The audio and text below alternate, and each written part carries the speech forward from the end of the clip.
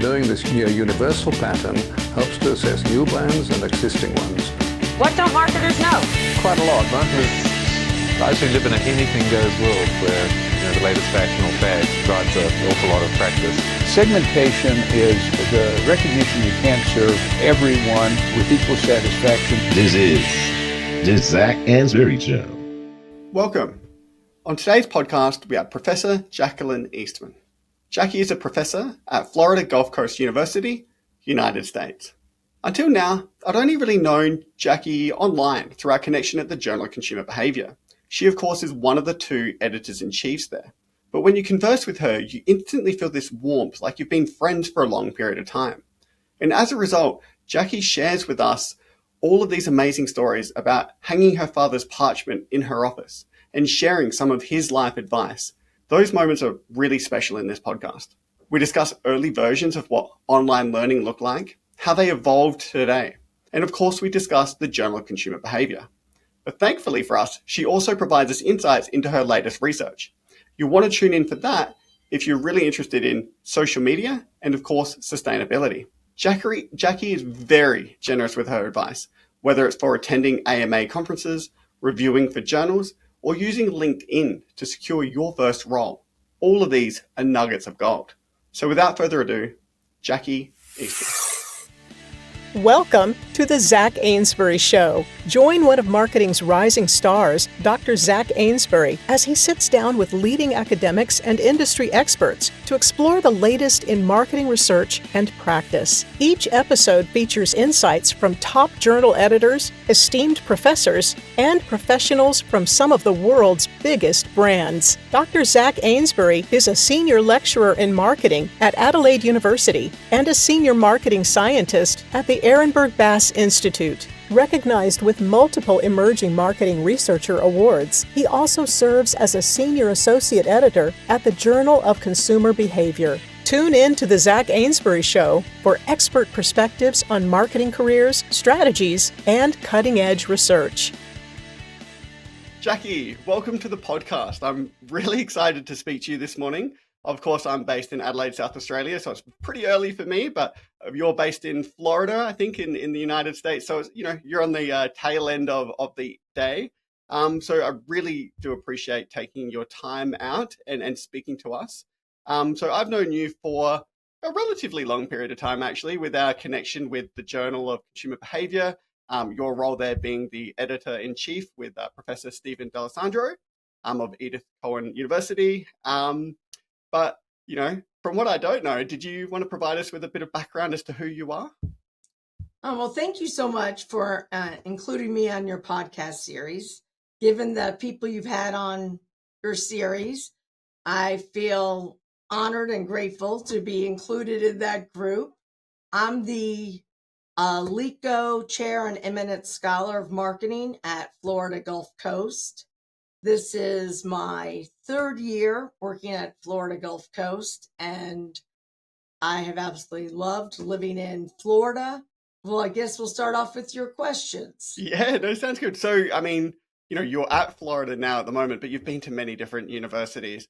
But I always like to, find out what drew you to marketing, or was it academia that just happened to be marketing, or did you grow up thinking you were always going to be like an accountant or something like that? And you're like, suddenly, I don't know, went to uni and found myself here.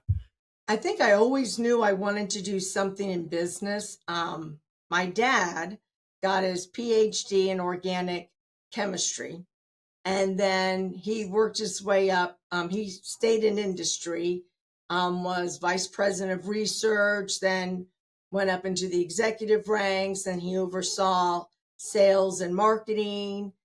And so he sort of worked in the agricultural business end of it. He worked for O.M. Scott's and Company. And so I would hear all these stories at dinner time about business. And so I knew pretty young that I wanted to go into business. And then my first job, I worked as a cashier at a children's clothing store, Youthland in Columbus, Ohio. And I just had a fantastic experience. It was a family-owned business. It was been around for a long time. It was one of those businesses where you went as a kid to get your clothes and to get fitted for your first little suit. And then you got, grew up, had kids, and you brought your kids in. And so it really was just a wonderful experience. So pretty much I knew from high school I was going to work in marketing. Yeah. And where we lived was very close to Ohio State. And so we would go to the events at Ohio State. My parents, we would go to the basketball games from when I was young. And so I knew I wanted to go to Ohio State, and I knew I wanted to major in marketing. Yeah. So Ohio State was the only place I applied to. And from the beginning, I was a marketing major. Wow. I wonder, so how old were you when you had that first job as a cashier at the children's clothing store? I was probably 16, almost 17. Yeah. Did you find that, because you were probably at high school at the time, and so you had this casual sort of job, I'm guessing weekends and after school, did you find that helped shape your work ethic at all? Yes, I had my very first boss was fantastic. Yeah. That very organized, very hard worker, but she was one of those people that I remember when I would go to work, my goal every day was to make her laugh because she was very serious. And so, but she set such a great example to me of a woman in a leadership position. Yeah. And so, yeah, absolutely. And so I think, particularly when you're early in your career, those first bosses, a good boss anytime in your career just makes a world of difference. Yeah, absolutely. And I think it's something that a lot of the undergrads potentially who are listening, or they are balancing doing their undergraduate degrees and working casual or part-time, or at our university we have a big online presence as well, and they tend to be mature age students who have families at time, and they're kind of doing these modules and stuff like that in their own spare time. So I'm just trying to see whether you thought that was your ability to coordinate and manage your time really set you up in the future. Yeah, I think that's kind of where I was coming from. Yeah, because I would get off of school at 2:45 and then I'd work from 3:30 to 9. Yeah. And so that, when the days I worked, and then I'd work over the weekend. So yeah, it really taught me time management, and it really helped me be more organized. And when I look at you, I know my weaknesses, which I would prefer not to discuss, but I think one of my strengths is time management and organization skills. And I really developed those in high school. And that sort of has helped me throughout my journey in life. Yeah, no, I agree. I have something very, very similar where, I did like night shift and stocking shelves and stuff like that. Sometimes, till midnight, 1 o'clock in the morning, and then waking up at 6, 7 o'clock in the morning to go to school the next day.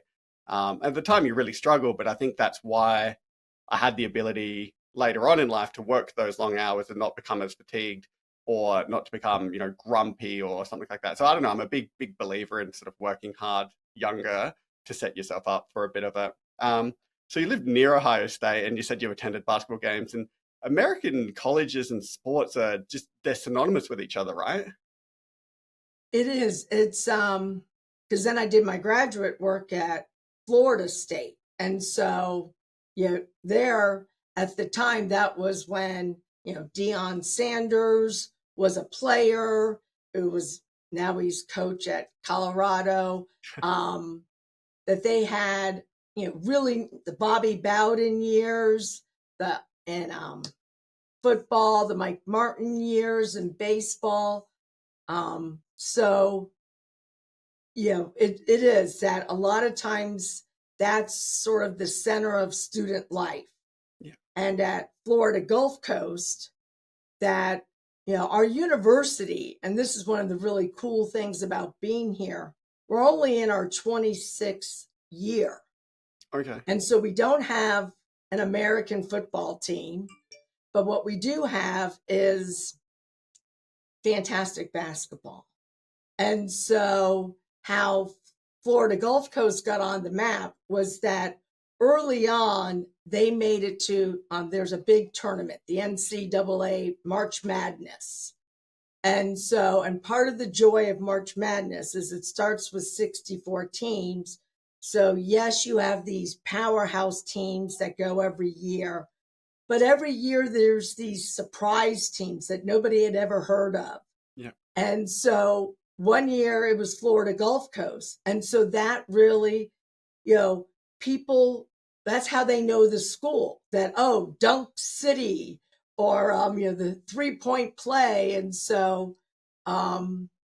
and so the girls team has made it to the NCAA tournament last year, and they're number one in their division this year. So, we're hoping that they go again. The men's team's been looking real good. So it's fun that it's just, a great sort of building of community.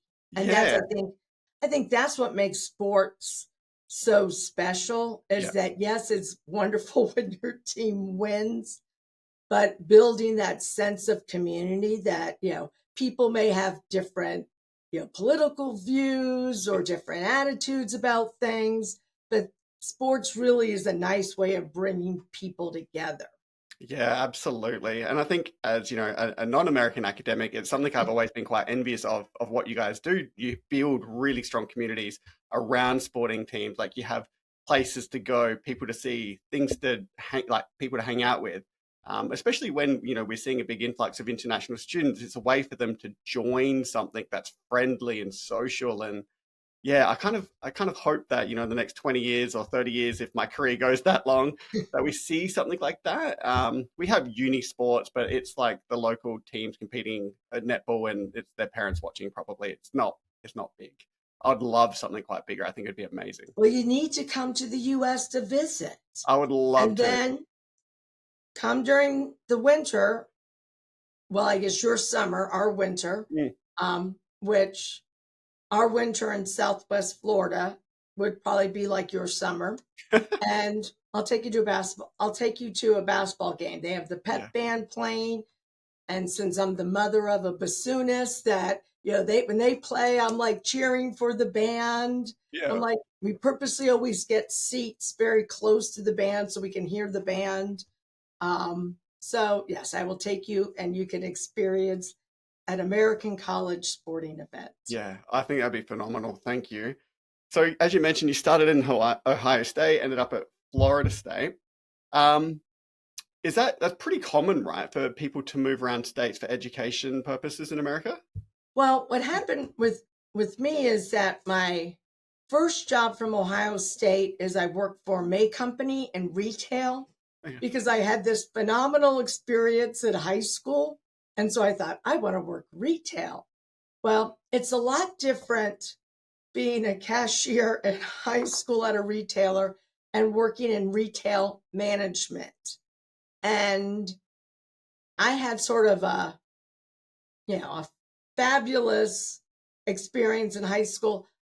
And then when I post-college, I realized, oh, I do not want to do this. I do not fit. But of course I had signed an apartment for a year. So it's like, I'm doing this for a year.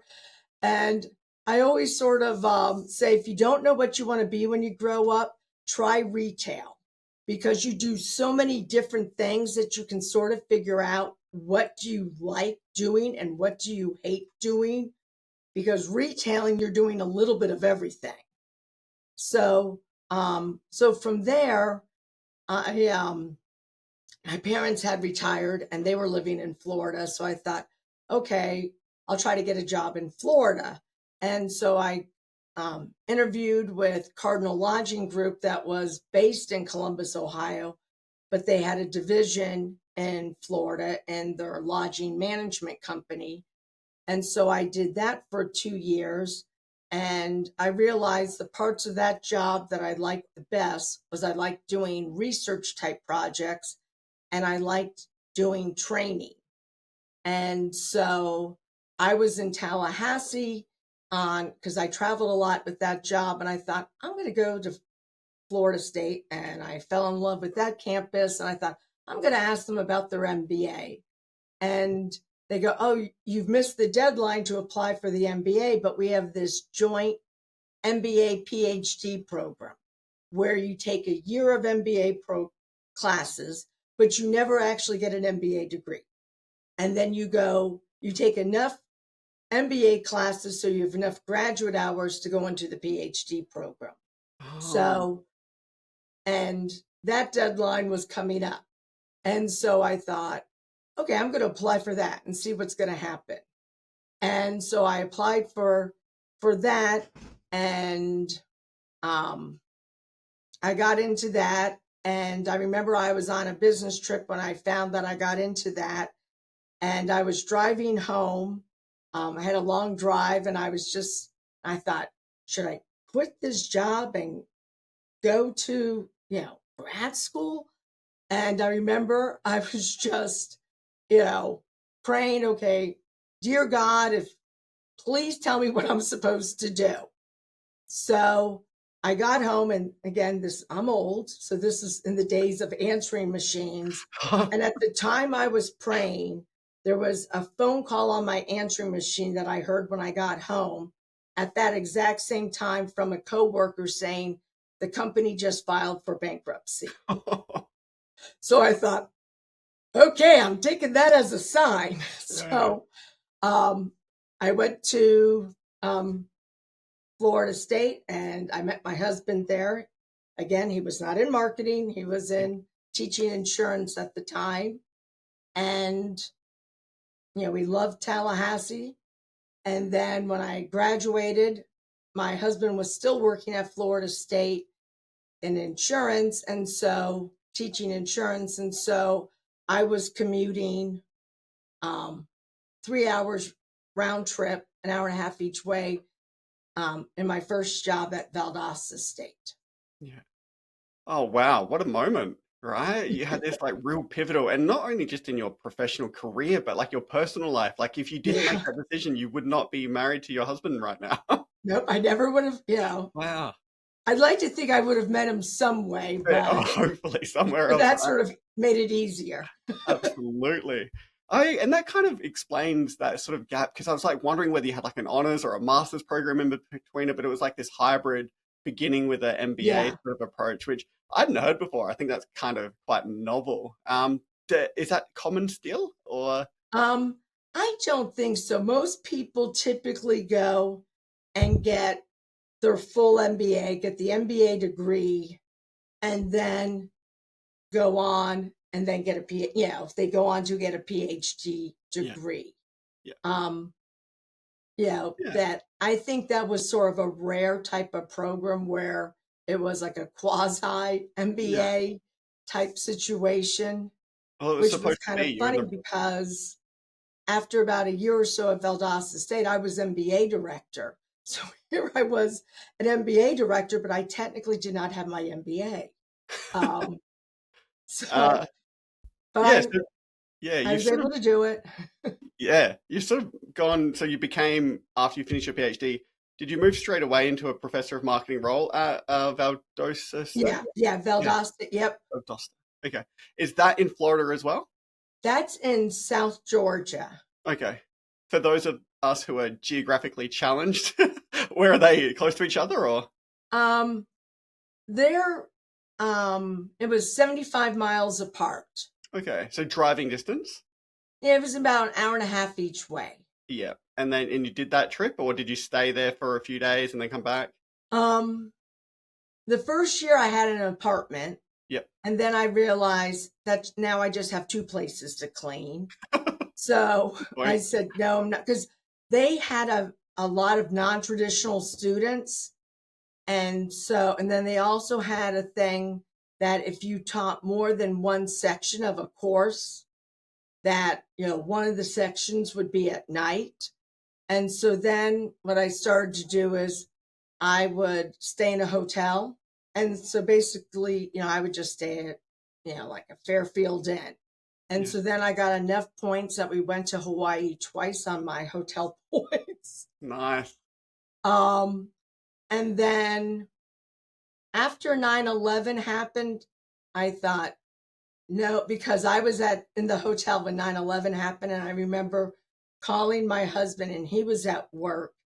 And I remember, and again, we didn't have, cell phones like we do now. I remember holding the phone up to the TV because he's like, no, that did not happen. And I'm like, listen. And I remember just holding the phone up to the television so he could hear the news going on. And then I said, okay, I'm not going to teach late at night anymore. I'll teach. So I would, teach earlier in the evening, and then I would get home. That really is one of those events that everyone knows where they were when they found Yes. out. Yeah, that's how pivotal it is to like many generations. I still remember I was a little kid and I was watching cartoons before school, and all of a sudden the TV channel, without notice, just changed to live images of everything that happened. Right, we all know what happened. Yeah, it was one of those things. So you moved to Georgia Southern University? Yes, And you're because an what associate happened was, as MBA director, I was part of the group with Carl Gooding at Georgia Southern. He was dean at that time. My dean was Ken Stanley, and they worked with Tim Mescon at Kennesaw. They developed this sort of joint Web MBA program. So it was the Georgia Web MBA, and it was a consortium of universities and of smaller regional schools in Georgia that got together. So the idea being that we would draw on different parts of Georgia, that it wouldn't be too onerous on any one school in terms of faculty resources. And then we would have like a big orientation because it was online for all the students. They would meet, form their teams, and then everything was online from there. And so as I got to know people, and then Ron Schiffler became the dean, Kevin and I sort of knew as our child was born that it was getting much harder to do that commute. He would see me put on a suit and burst out crying. So I'd have to dress like sloppier and sloppier than keep like dress clothes in the office. So we're like, we have to be at the same university. Yeah. And so there was an opening in marketing, but it was on the associate level. And they thought there could be an opening possibly in finance insurance. So that's why when the opening came for Kevin, they made it a full professor because he was a full professor. But mine, they had already gotten all the approval as on the associate level. So that's why I took the associate, step down from a full back to associate. Yeah. Oh, that makes a lot of sense, actually. Yeah, that the context of that makes a lot of sense. I can only imagine how hard it is when, you're balancing that career-driven stuff with the family. As you know, that's something that I'm now embarking on. But yeah, I guess at the end of the day, like, how did you come across it? You decided that you needed to kind of, I don't know, relocate or readjust or reprioritize? Is that, yeah? Well, I think it was that because like when I would go to Valdosta, I might leave at 7:30 in the morning and not get home till like after 8 o'clock at night. And then it got to the point that we've always been lucky with that they've been very good at like putting Kevin and I on different.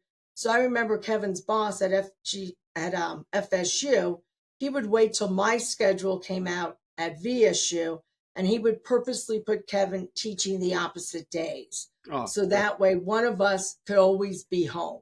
And then we would have somebody come in the house and sort of watch Nova so we could get work done at home and then for part of the day. And so, but we knew it's like, okay, we need to all be in the same town. Yeah. So it's great that they were that flexible. I have found, and it's one thing that I always do tell people when they're like, coming to me for advice as to whether I should go into industry or an academic career. And the one thing I do say to them is, academia is a fairly family-friendly career option. Yes. If you're young, it allows you the opportunity to work as many hours as you please. But, and as a parent, you can work early in the morning before your child gets up, or if they're in bed, you Yeah. can work. So you don't have to be in a set location anymore. You don't necessarily have to be on campus. And it just gives parents the ability to drop off kids to and from school. So that's one thing that I always do flag. And so it's really nice that you had that experience with your Yeah. husband, and even coordinating two universities is phenomenal.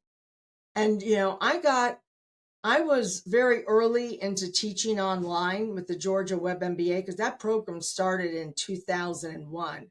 I Right. mean, we were doing code in HTML for our, Really? Oh my yes, God. that's how old I am. How were And you I how were remember you when connecting Noah the was in grade school, his principal asked me, and again, it was in the middle of the day, and he was at an event and I was there. Yeah. And she goes, "Do you like teaching online?"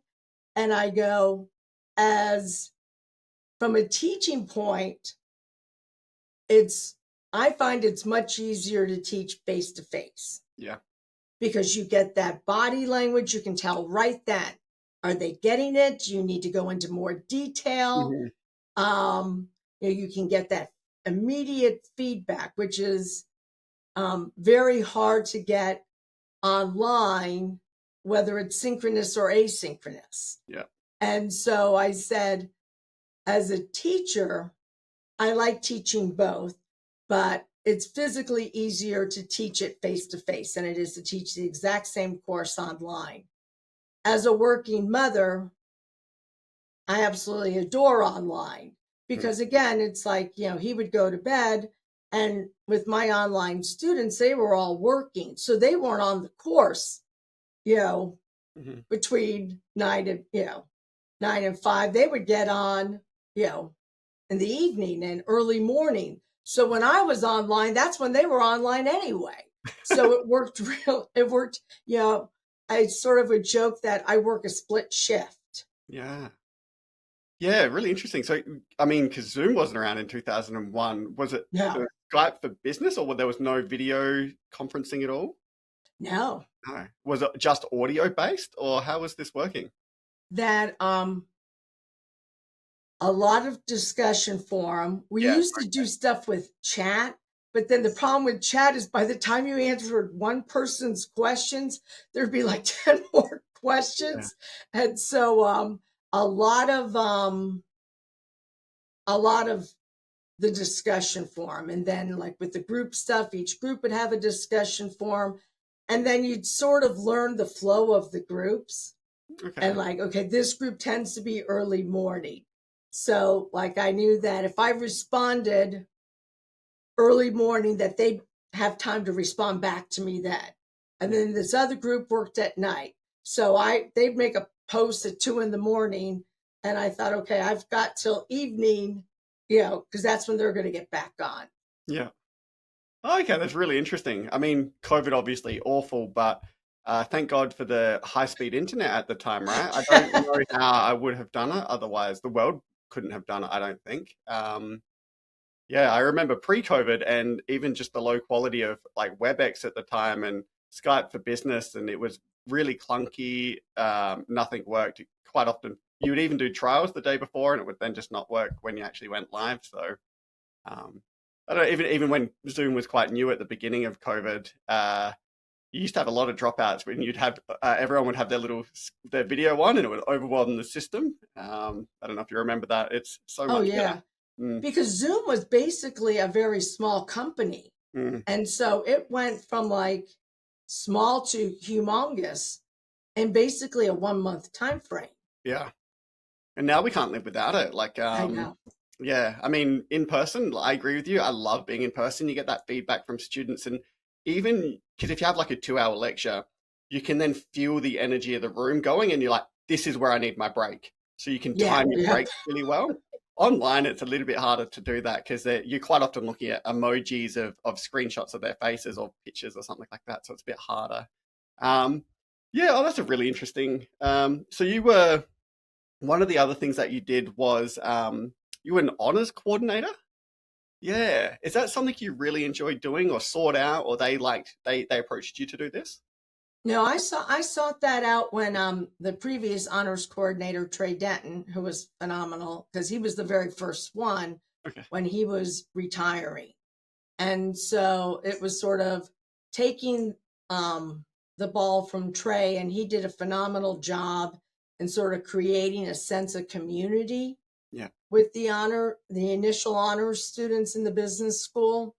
And then where they wanted it was sort of more implementing like a research culture, so that because like at marketing students, every marketing student, no matter what university you are in the world, is going to take marketing research as a marketing major. But if you're an accounting major or a finance major or management or IS, you may not have a course that teaches you how to conduct research. And so I got the opportunity to develop how to do research that would be applied to, any area of business. And then I built on Trey's work in terms of building a community of scholars that would work with the students when it came time for their thesis, and then helping grow the program and help recruit, maybe students that might not have immediately jumped into the honors program from high school when they got into Georgia Southern, but showed in college. And a lot of times this happens. Somebody finds the right college, the right fit, and they just blossom.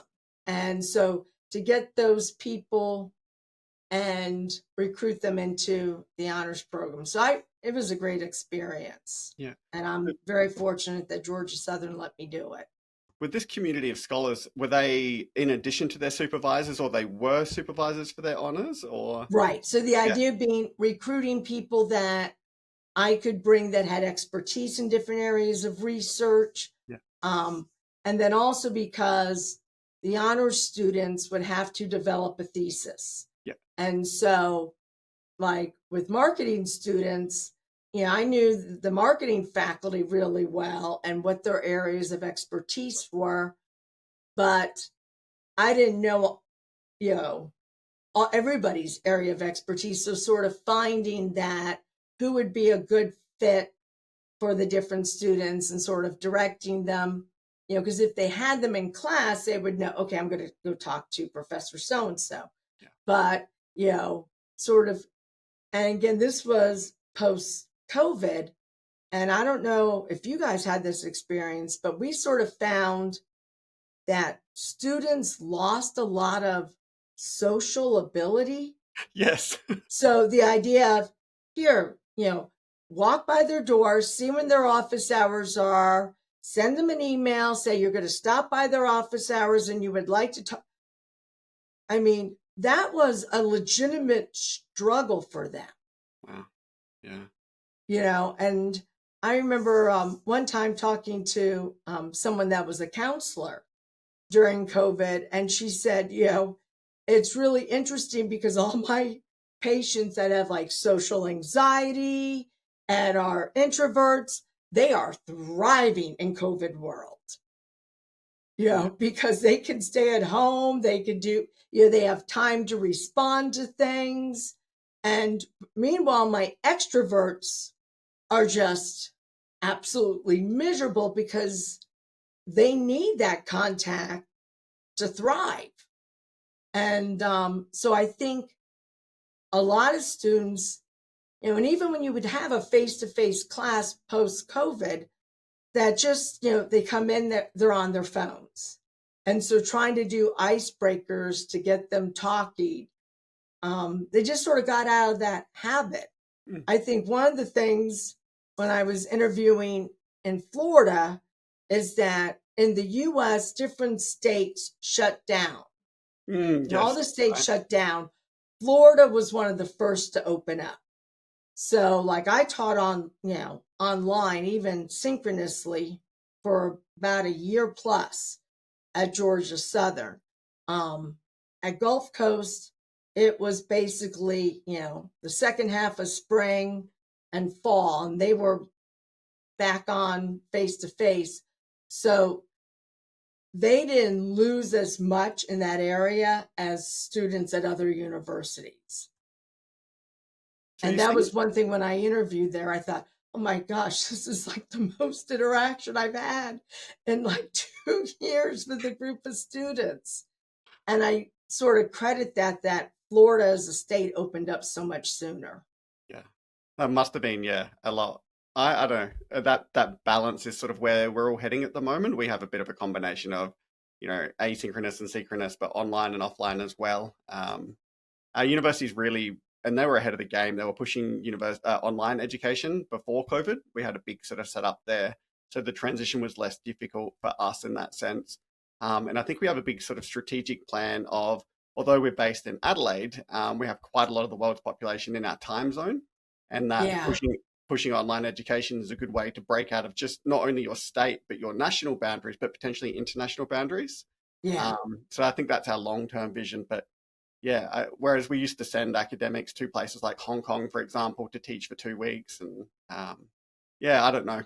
I like a hybrid, especially because the websites are a lot nicer than they used to be. That's for sure. So you seemed like there's this natural inclination towards leadership roles for you. I'm finding, they made you MBA director. You then were honors coordinator there. Have you always sort of found that sense of leadership within yourself, or is that how you would describe yourself? I'm not sure. No. No, I seem to I see think leadership from you. it's So like, because people would ask me, they're like, well, how come you never became a department chair?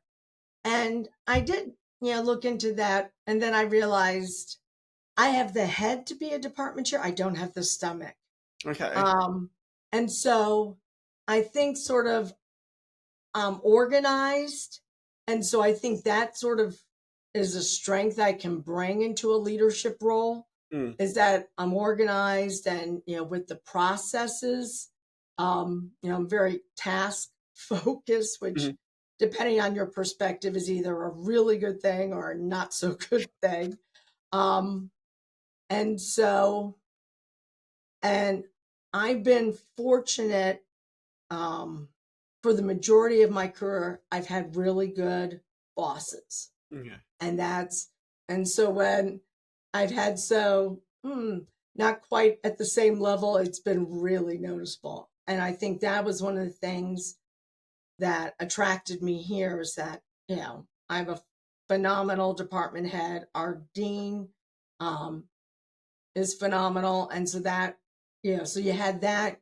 And then you had the fact that it's Southwest Florida, and you have the fact that the students were really more outgoing, that it was like, I've got to come here.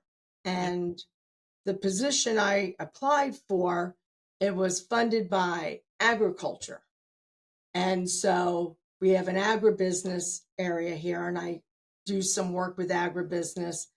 And when the position came open, my father, who lived to 95, had died. And so I thought this would be doing this, because he did, sort of organic chemistry in the ag area. And I thought this could be sort of a way to honor his legacy. So I sort of felt like it was a full circle moment, that I was meant to be here. Yeah. And so, like, I have my dad's PhD diploma up there in my office. And so oh wow, who's John Kilsheimer? And it's like, oh, that's my dad. He got a PhD in organic chemistry, and oh, that's lovely. he worked in the sort of ag fields. And so this is sort of my way to honor him. Yeah. Oh, that's incredible. What did you mean when you said you don't quite have the stomach to be a department head, or you don't like the HR, the admin, or like a? Well, if there's some people that can, like, when there's conflict, I don't sleep. So Gotcha. like how at the end of the semester you have like those 5% of students that you get all the emails from. Yep. And then, but you have to be consistent with the syllabus. So you can't change the syllabus. And so I always sort of make a big point that at the very first day of the semester, I go, 95% of you are going to follow the syllabus. Do your best.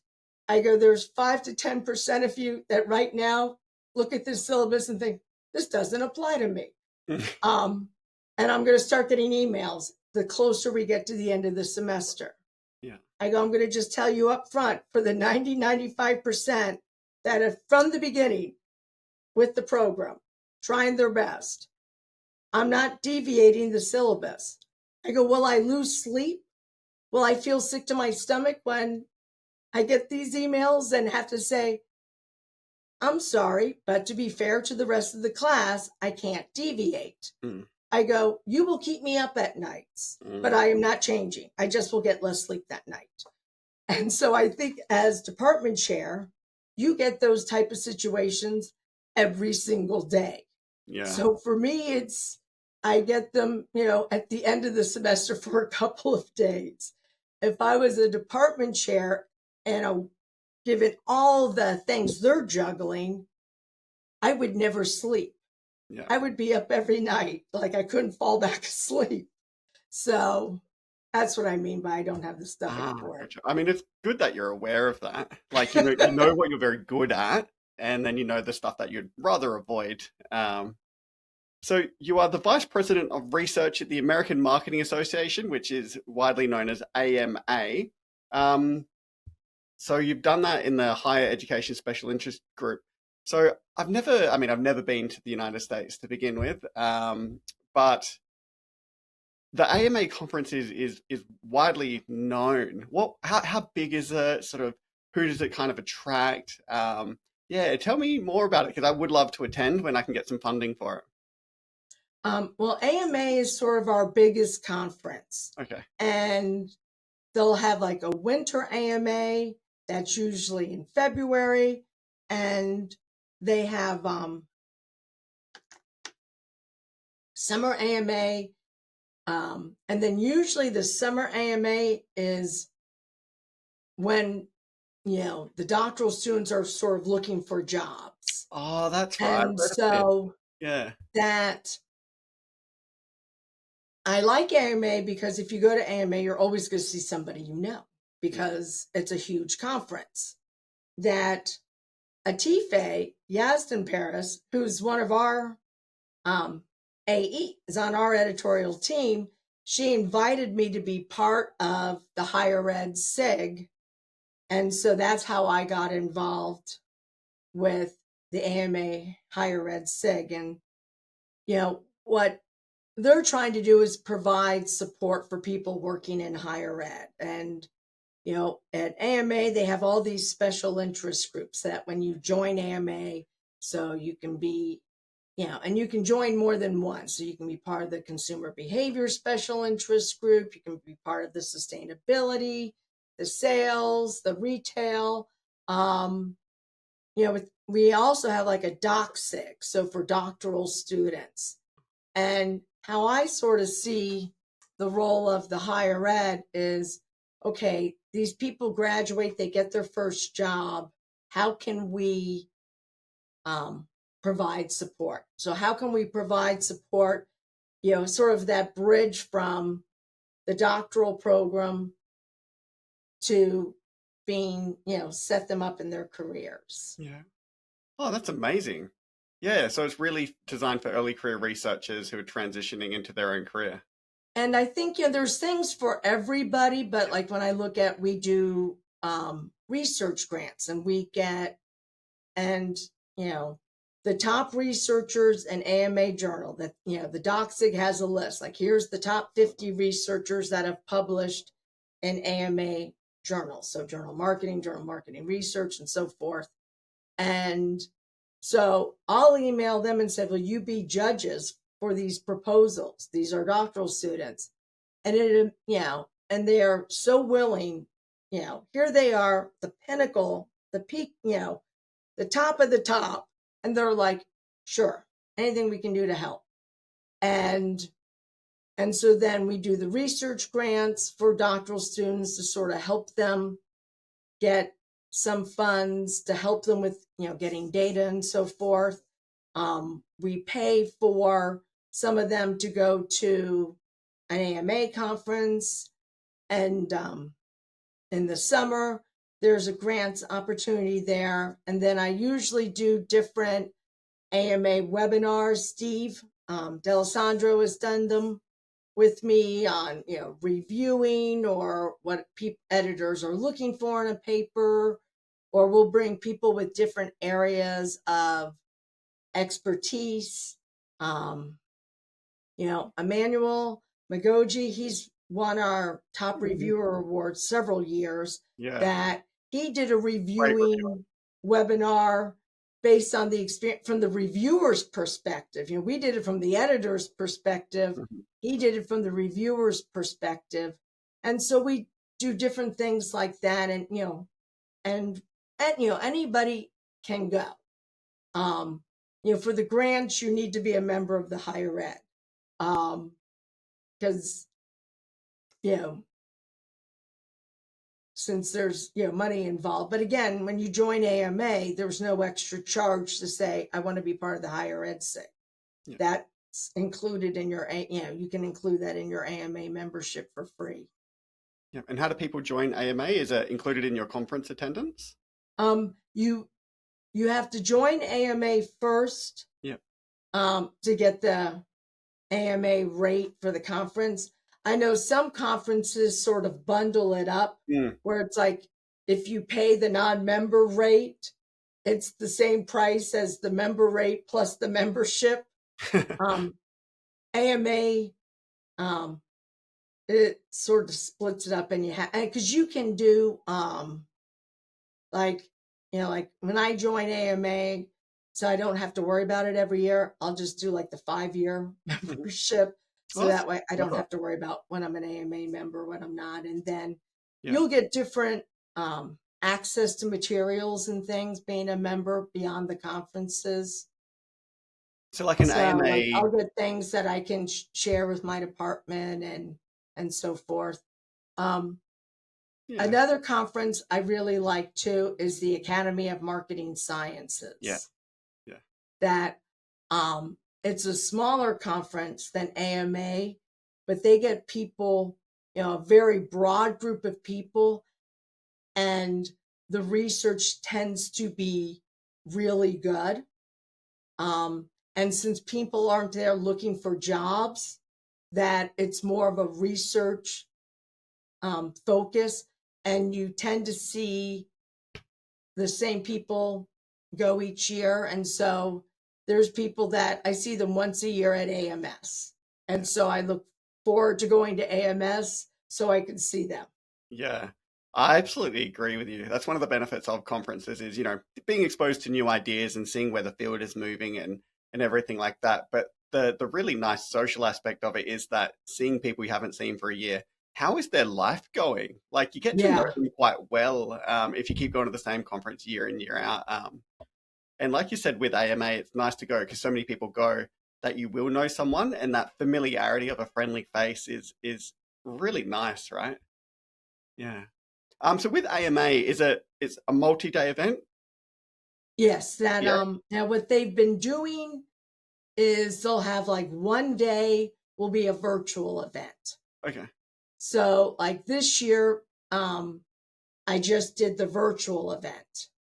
And then like 2 days later, they'll have the face-to-face event. So you can, and the virtual event's obviously cheaper to go to because they're not giving you lunch and so forth. But so you can, start with, I'll just go to a virtual event. You don't have, they work really hard to sort of develop that social where you can chat and do those type of things. And the sessions you get really good feedback at. But so that's a good option too. Yeah. And then so the special interest group part of it, is it like a 90-minute session or is it a half a day? What we'll do is that in the summer that they'll run like a session. So they'll do some kind of panel, like maybe, they've done like I think they're doing one with, I think they've done one on AI. I tend to go to winter AMA, and they tend to do that event summer AMA. And then winter AMA is when we do where we have the doctoral students and students 1 year out submit their systematic lit reviews. Oh, yes. And then we give feedback on that, and then they can submit that.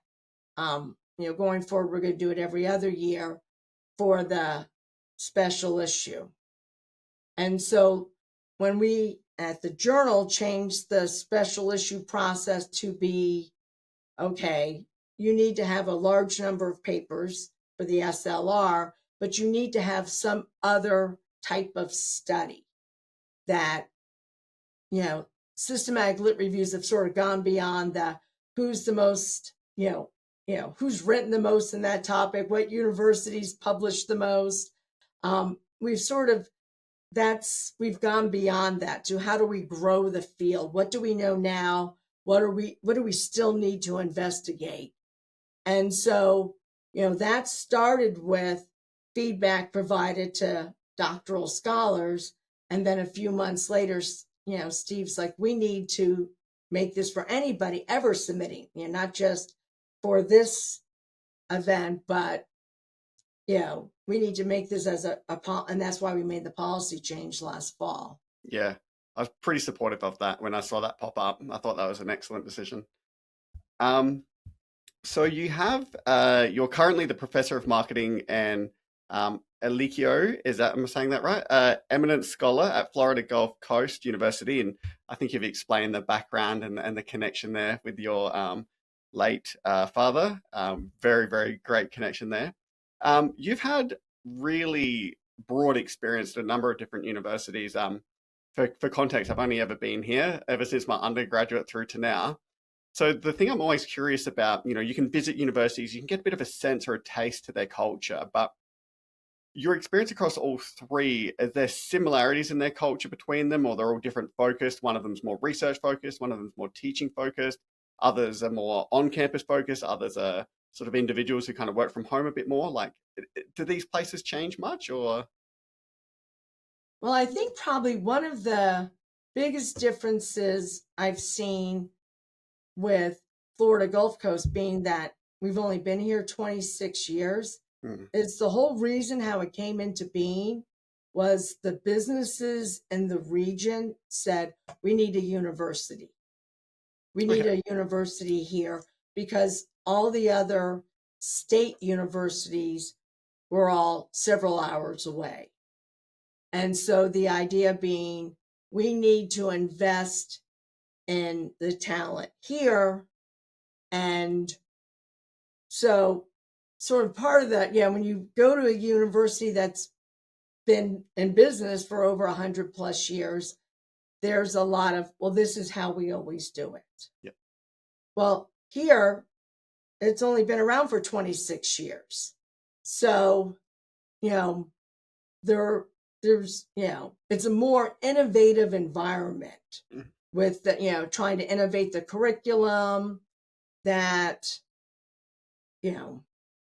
that I think it's more open to innovation, being a newer school. And I think the industry here, because they're part of the reason why the university exists, that they really do invest in our students and our faculty. And so that, with being members of an advisory board, with talking to classes.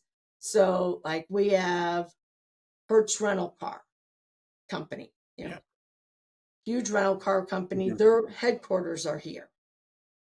Every semester they do a panel to talk to our marketing students and are looking for students interested in internships for, career positions after college that, we have, a lot of career fairs, and so it's not just, here's the big university career fair. We'll do career fairs where a couple different majors might get together and do a career fair. I had a case, I was teaching a synchronous digital marketing class, and we were using a simulation. And at the very last class, at the very end, a dad sort of popped in on the screen and said, "Oh, I'd like to talk with you." And so he goes, "Oh, I'd like to meet with you." So we met after the semester was over, and his daughter did very well in the class. He goes, "What's that simulation? I want to use that for my employees." And so I put him in touch. It was the Stu Kent simulation. So I put him in touch with Stu Kent, and now he uses their simulation because he runs a digital marketing company for part of his onboarding for new employees. And then he's like, "Oh, would you ever need me to talk to classes?" So then I've had him speak to several classes. And then we have a mentorship program. And I'm like, "Oh, would you like to be, So then I had the mentor person that runs that program reach out to him. So now he's actively involved in our mentorship program with our students. And he's now on the marketing advisory board. And this just all sort of happened within a couple, like a year and a half time frame. That those type of things, I think, is really something special. Yeah. And may not have occurred elsewhere where it's, a little bit, this is what we've always done.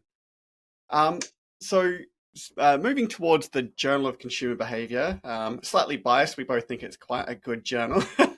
So you became the co-editor with Professor Stephen D'Alessandro, who I think was at University of Tasmania at the time when I joined, but is now at Edith Cowan, so in Perth, Western Australia. Can you run us through how you became involved as the editor for the journal? Because I don't know that part of the history. Did you start reviewing for it and then became an associate editor, etc., or was there a tender, like an open sort of expression of interest? I'm not sure how that kind of. Well, I was reviewing for them. Yep.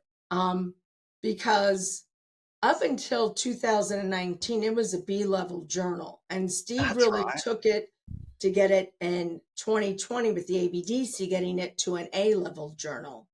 And so, prior to that, they might get 400, 600, maybe 800 papers a year.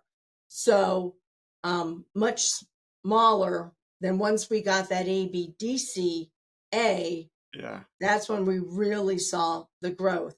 And I was one of my colleagues at Georgia Southern was now at University in Tasmania and knew Steve. And Steve said, "I need a new co-editor." And he goes, "Oh, you've got to ask Jackie Eastman, that she's so organized." And so I was, so I met with Steve and we just hit it off, and we thought, okay, we're going to work well together. And so that was really obvious from the get-go. And so I was just thankful for the opportunity, because at that point, my,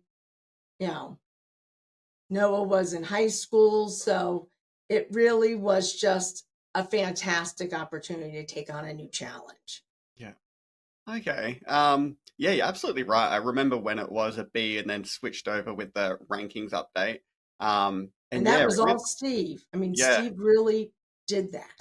And I can see that, that would have an absolutely tremendous impact. I think the last time I saw the update, there was about 2,000 submissions last year.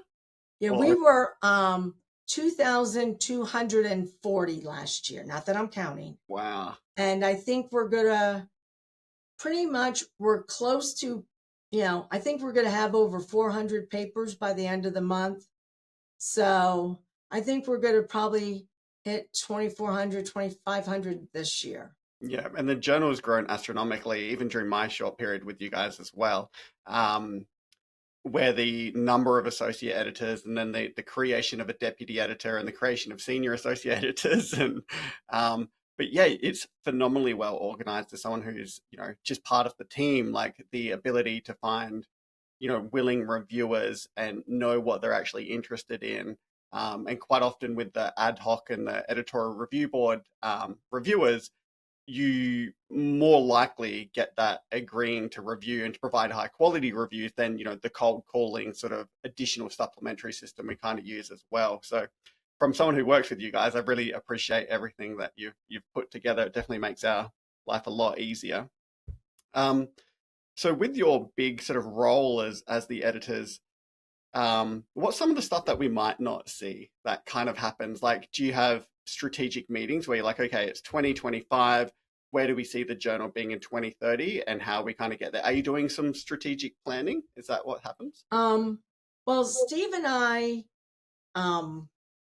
will typically meet every month or so and sort of talk about the growth of the journal, how to manage the growth, what are issues we're facing, sort of moving forward with it.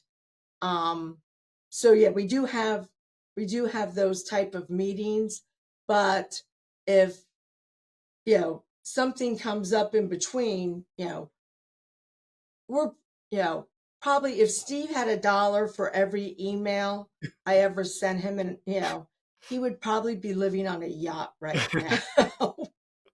So we communicate a lot, just day in, day out. Yeah.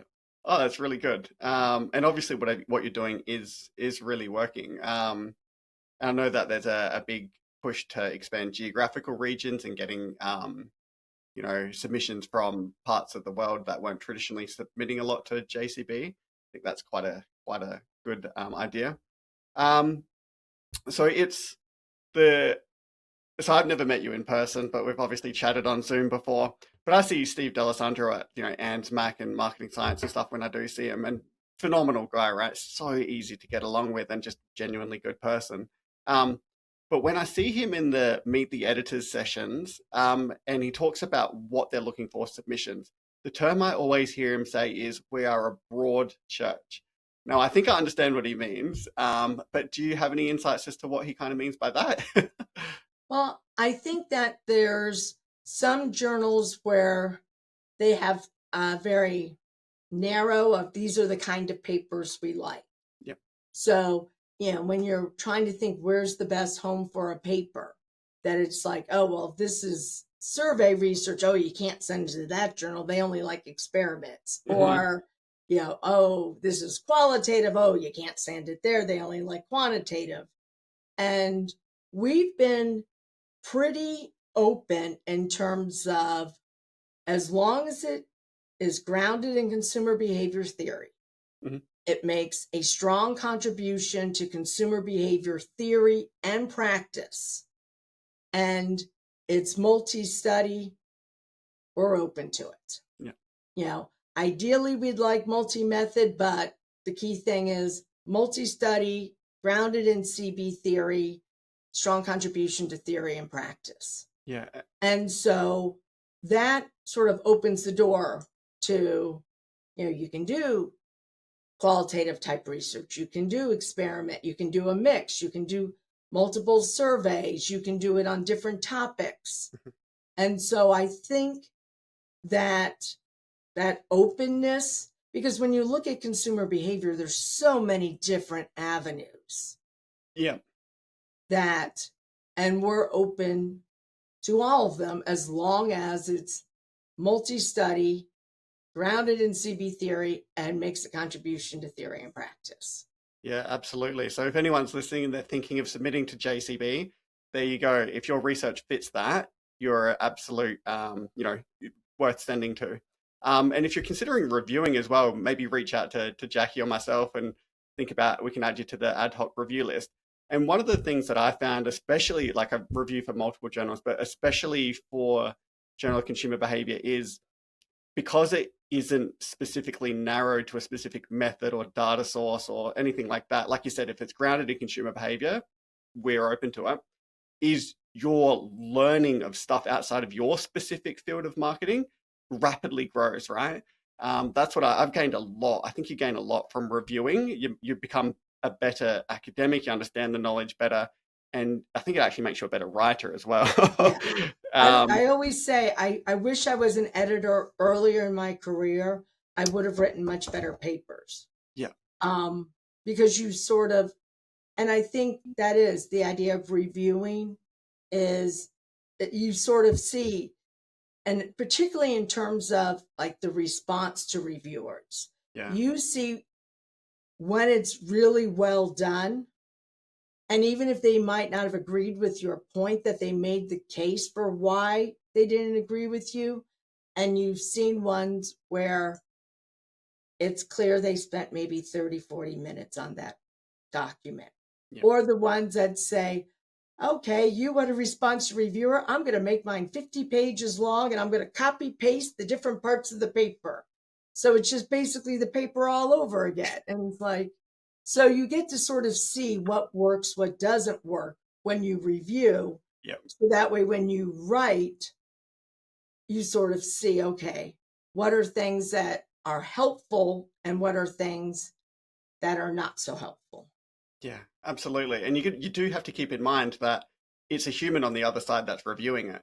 So the way that you respond to the feedback from the reviewer matters a lot. The tone of your writing, like I know you don't get a tone of voice, but you can definitely tell the way that they've responded to you as to whether they were, passively aggressive responding to you or not.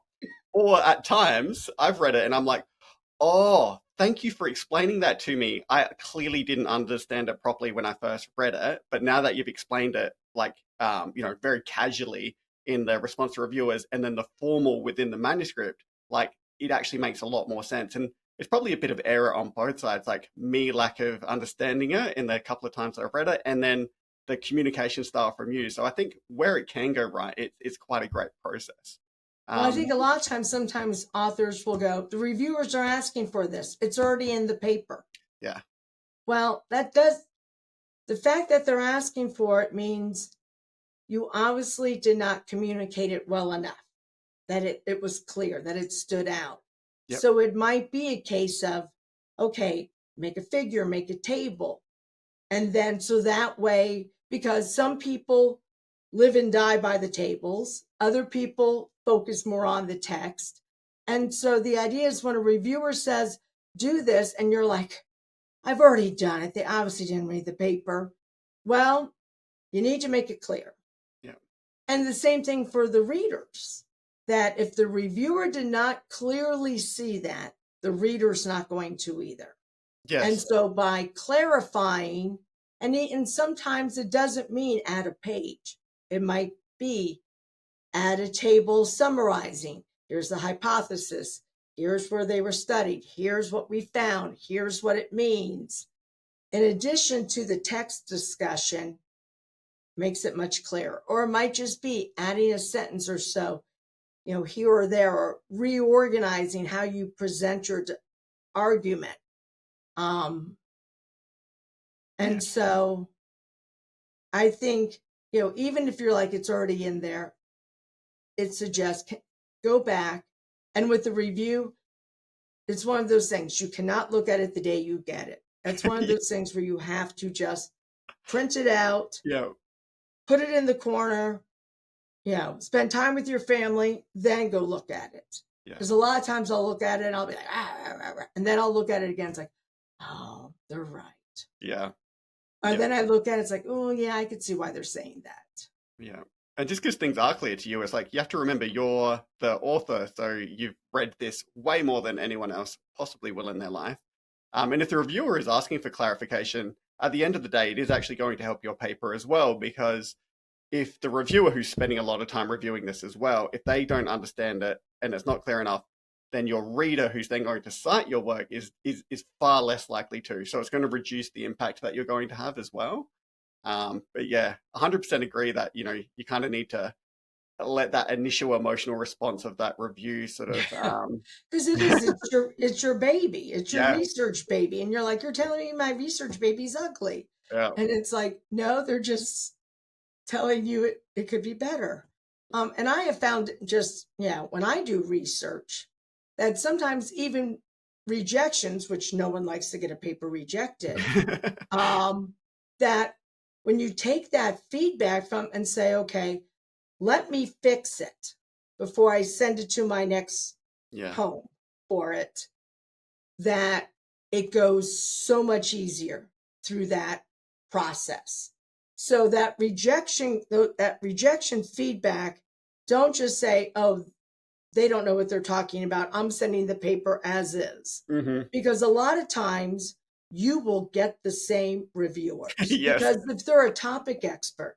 Yeah. And so like there's been times when I've seen comments when they give the comments to the editors and they're like, I've seen this paper at this journal, and they ignored my comments then. So I copy pasted them back in here because those issues still need to be fixed. Yeah. Which at that point, it's going to be a much harder job to win over the reviewer. Yeah. I'll give you a personal example. So I did a paper with Juan Lee. We sent it to one journal, got rejected. They said, we had 2 studies. They're like, you need a 3rd study. And we're like, yeah, they're right. We did a 3rd study. We sent it to a journal, and it got published at Psych and Marketing. Nice. And the first round of reviews, this is the very first round, they go, oh, I really like that new study you added to it. Oh, wow. And so it's like, oh, thank God we did that 3rd study. Yeah. Oh, that's And because all of a sudden I'm like, wait a minute, this is the first round. And then I realized, then I looked at the other reviews from the other journal, and it's like, oh, okay. And so it really helped us with getting that paper through the process, because that reviewer already saw, and they still had more stuff they wanted us to fix now that we had the 3rd study, but they saw that we were open to suggestions to improve the paper. Yeah, and there's always less helpful reviewers, but I think they're becoming far and in between, because the way that the system allows you to rank timeliness and quality of the review and stuff like that. So I do tend to find that most of the reviewers that you see when we're handling papers are coming from a place of, I'm just trying to make this better.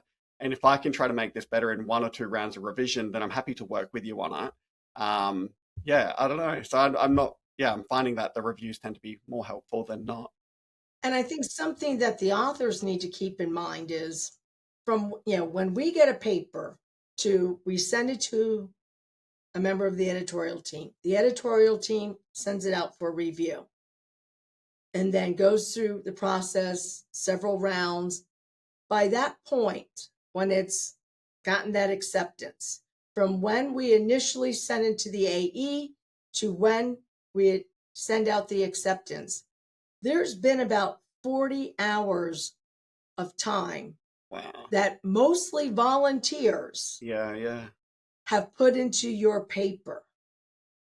And so I think, if you get a paper accepted, okay, you had multiple people give lots of time to you.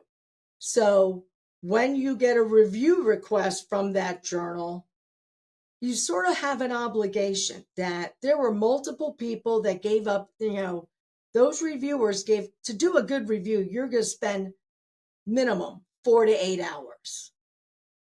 And so these people gave up a lot of time for you. And if you get a paper and you're like, this doesn't fit, or I just can't do it right now, then email the AE and say, I can't do this right now, but if you get anything on this topic after this date, just communicate that, because we'll have another paper for you to review.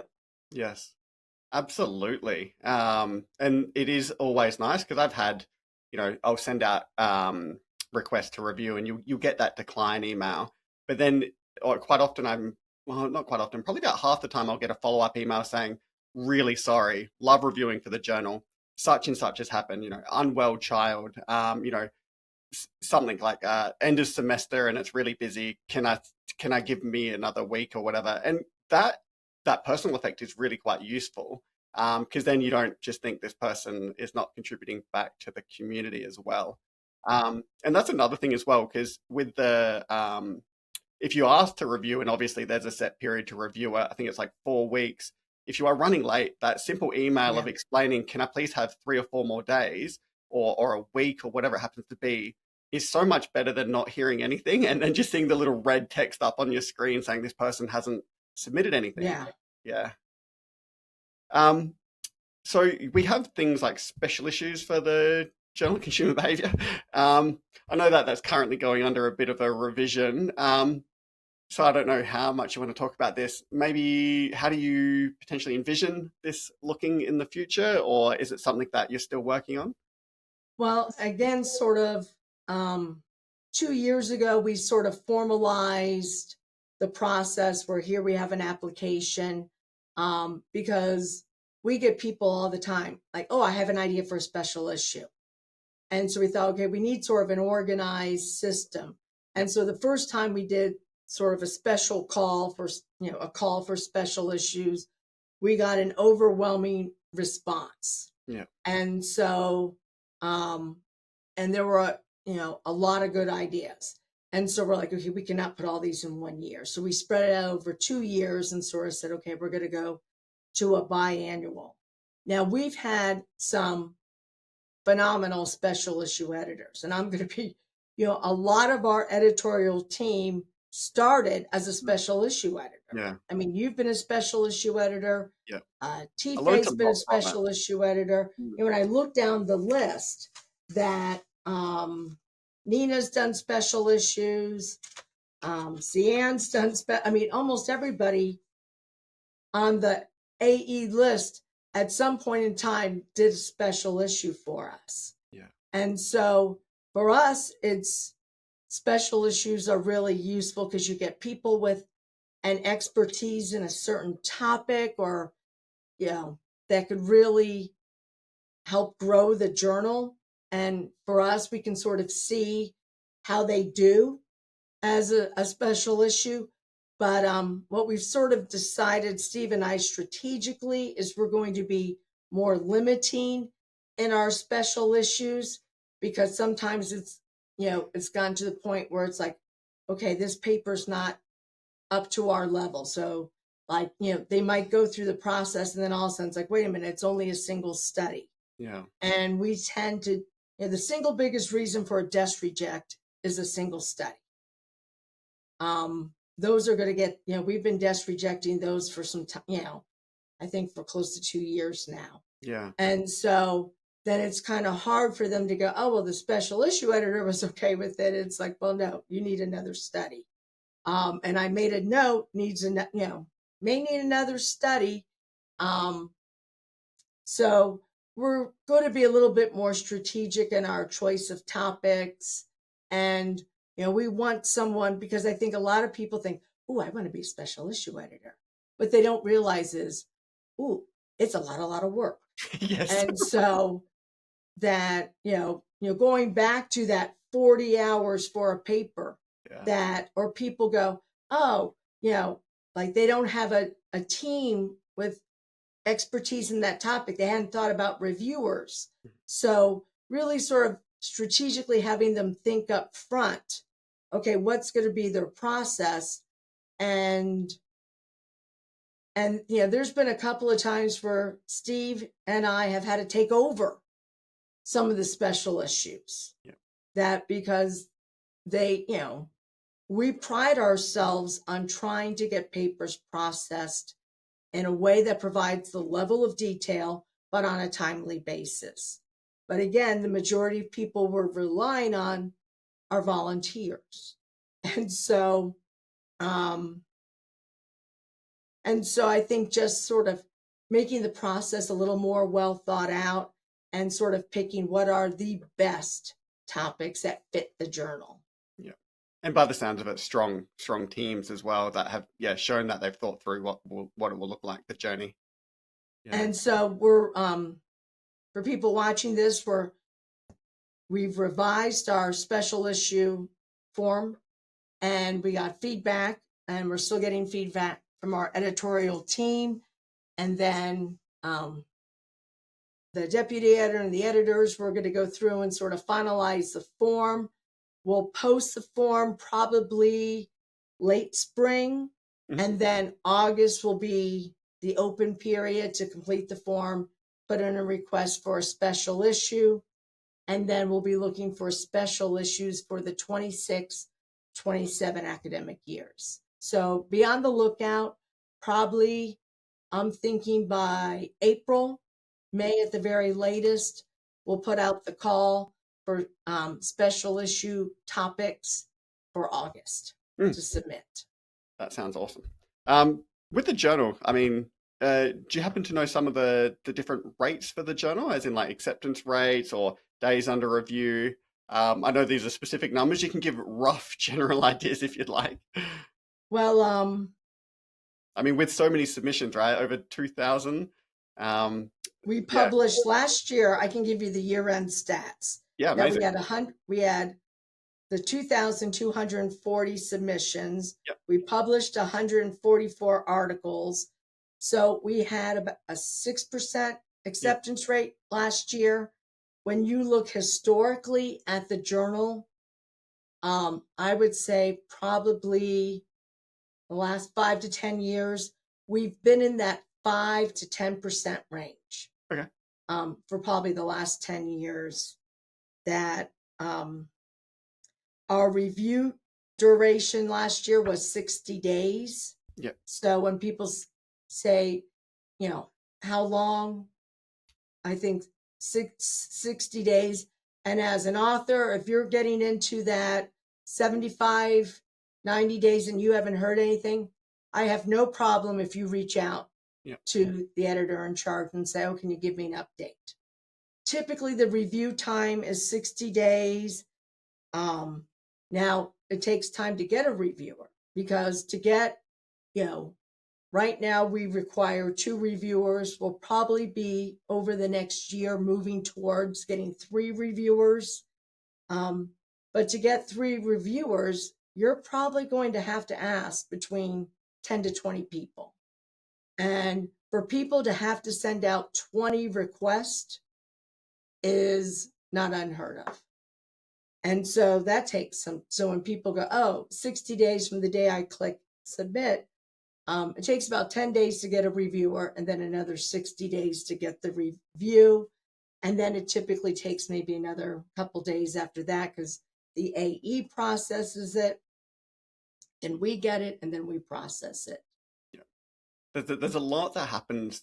And that's one of the things I think that has been exceptionally phenomenal of joining this team is realizing what actually happens behind the scenes of the journal, and realizing, what the editors first have to do. And then they pass it on to either regional editors or associate editors. And then the recruitment of reviewers and the time consumption there, finding, because you can get, you could approach anyone, but there's a deliberate strategy to get people who are experts in the method or people who are experts in the topic and trying to get a combination of those skills, younger reviewers, more experienced reviewers, it's a quite difficult process to do. And it's something that you appreciate once you sort of are embedded in the journal.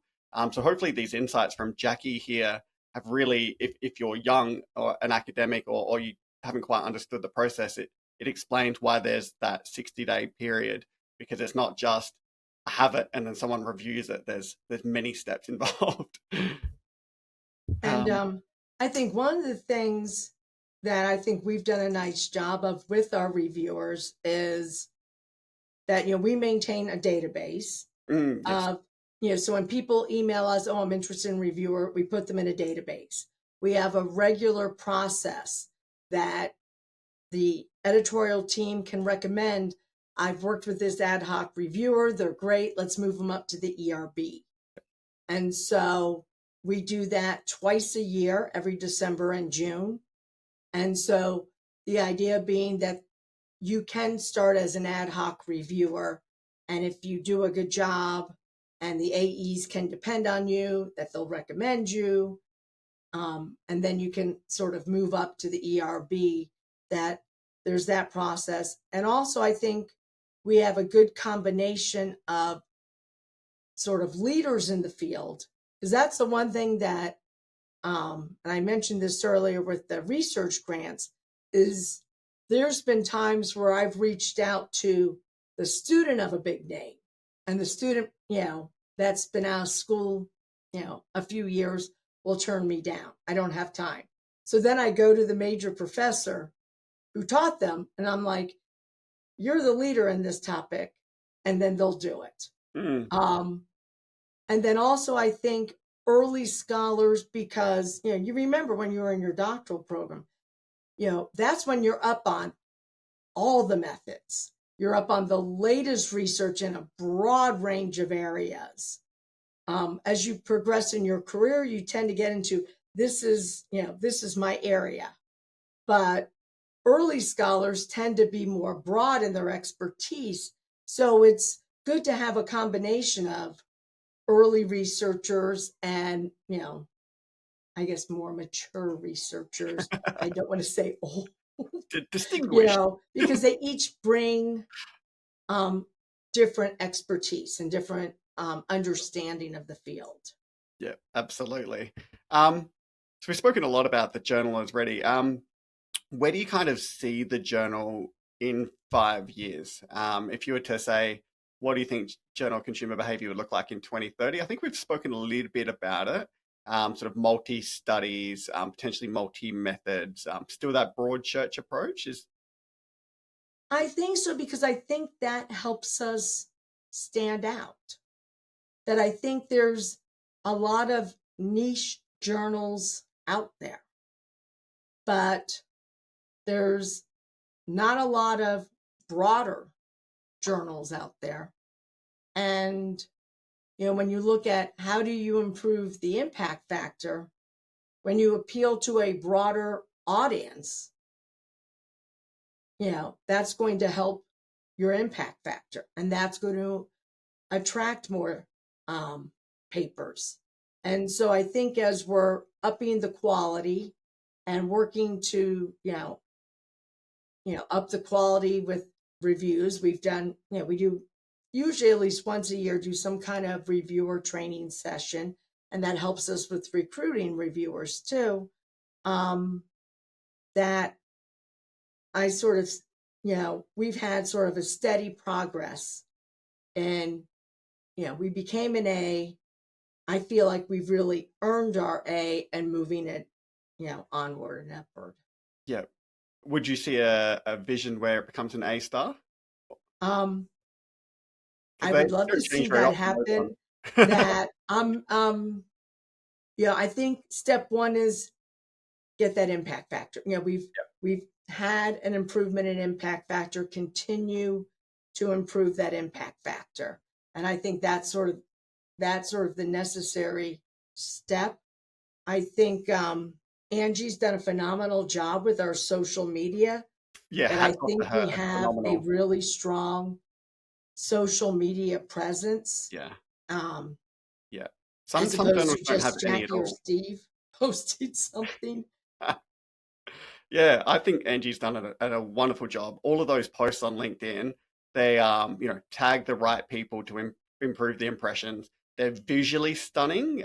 She's very good at summarizing the articles for people because obviously she's a researcher herself, a PhD scholar. Angie is absolutely wonderful. So this is kind of the fun part I like to get into now. It's talking about your research. So you have an incredible research profile, many thousands, over 10,000 Google Scholar citations with a really strong H-index of 40. So the article that I'd like to talk to you about today is one that you're the first author of. It's called The Determinants of Positive Consumer Effect Towards Luxury Brands' Social Media Posts on Sustainability, a FSQCA approach, and we'll dive into what that means in a minute. And it's published in a journal mentioning impact factors, high impact factors. Journal of Business Research has a really, really high impact factor. So I read this last night. Being a parent of a newborn, I was up until midnight, and luckily he gave me a bit of time while he was sleeping in the bassinet to read this. And the first thing that really struck me was just how well written the abstract was. So I don't know if being the lead author, if that was something you had a huge hand in, but I found it really well summarized the rest of the article. What was the purpose of the article, or like the problem that was you needed to be solved? What data did you look at? What was the sample size of that data? Where was it collected? The analysis method you used, some of the results.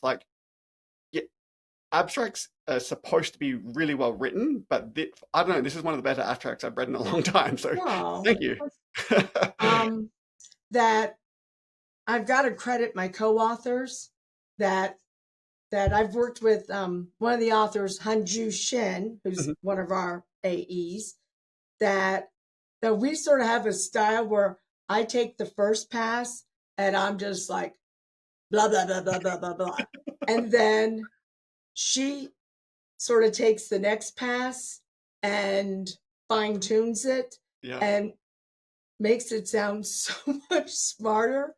And that, I think that would be just sort of, people early in your career, surround yourself with people smarter than you. And they will, and then if you work really hard, they will want to hang out with you. And so she's really good at that. And then we brought in Varsha because when we thought, okay, we're doing something with social media, then it's like, okay, we've got to have Varsha. She's an expert in that.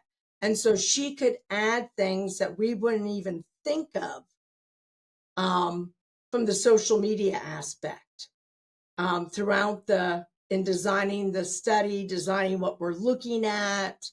So she had an expertise because she's done so much research in social media that we hadn't done a lot.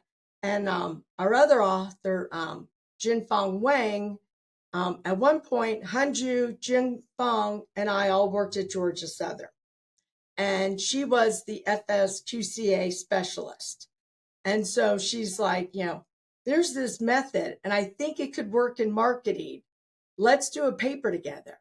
And I go, well, I do a lot of survey research, a lot of stuff with SCM.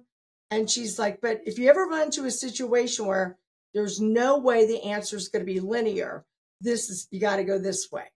So Hanju and I talked about it, and we're like, we've got to think of something. And I do a lot of stuff in luxury, and I'd been doing some stuff in sustainability.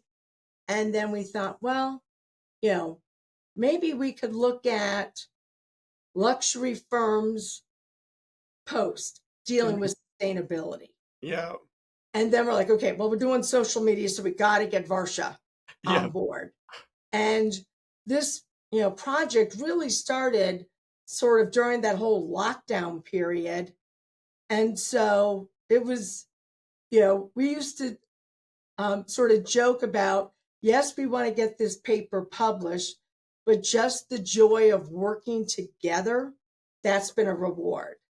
And I think too many times, young scholars think, I'll be happy once this gets published. Well, I don't know about you, but when something gets published, it's like, okay, what's next on the list? So you've really got to enjoy the journey and work with research teams that you get joy from working with them, because the acceptance letters are too far and few between. You've got to find joy in the day-to-day process of research. And I think that all comes down to, working with teams that, care about you as a person, that you care about them as a person. And so when you're, going through that revision, you've got a team.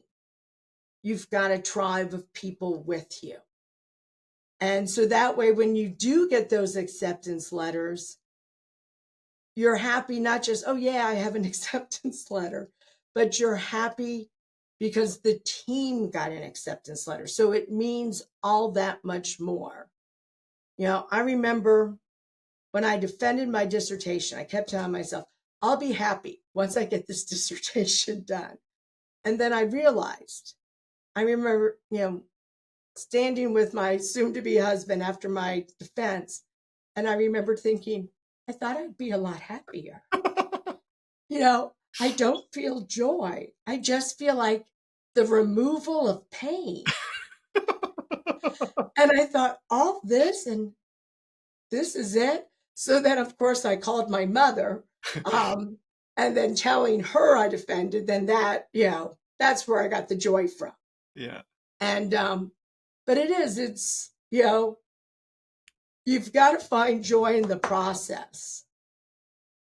Because you can, and I think sometimes when you see those people that kind of respond bitterly to reviewers, I think it's because they're miserable working on the paper.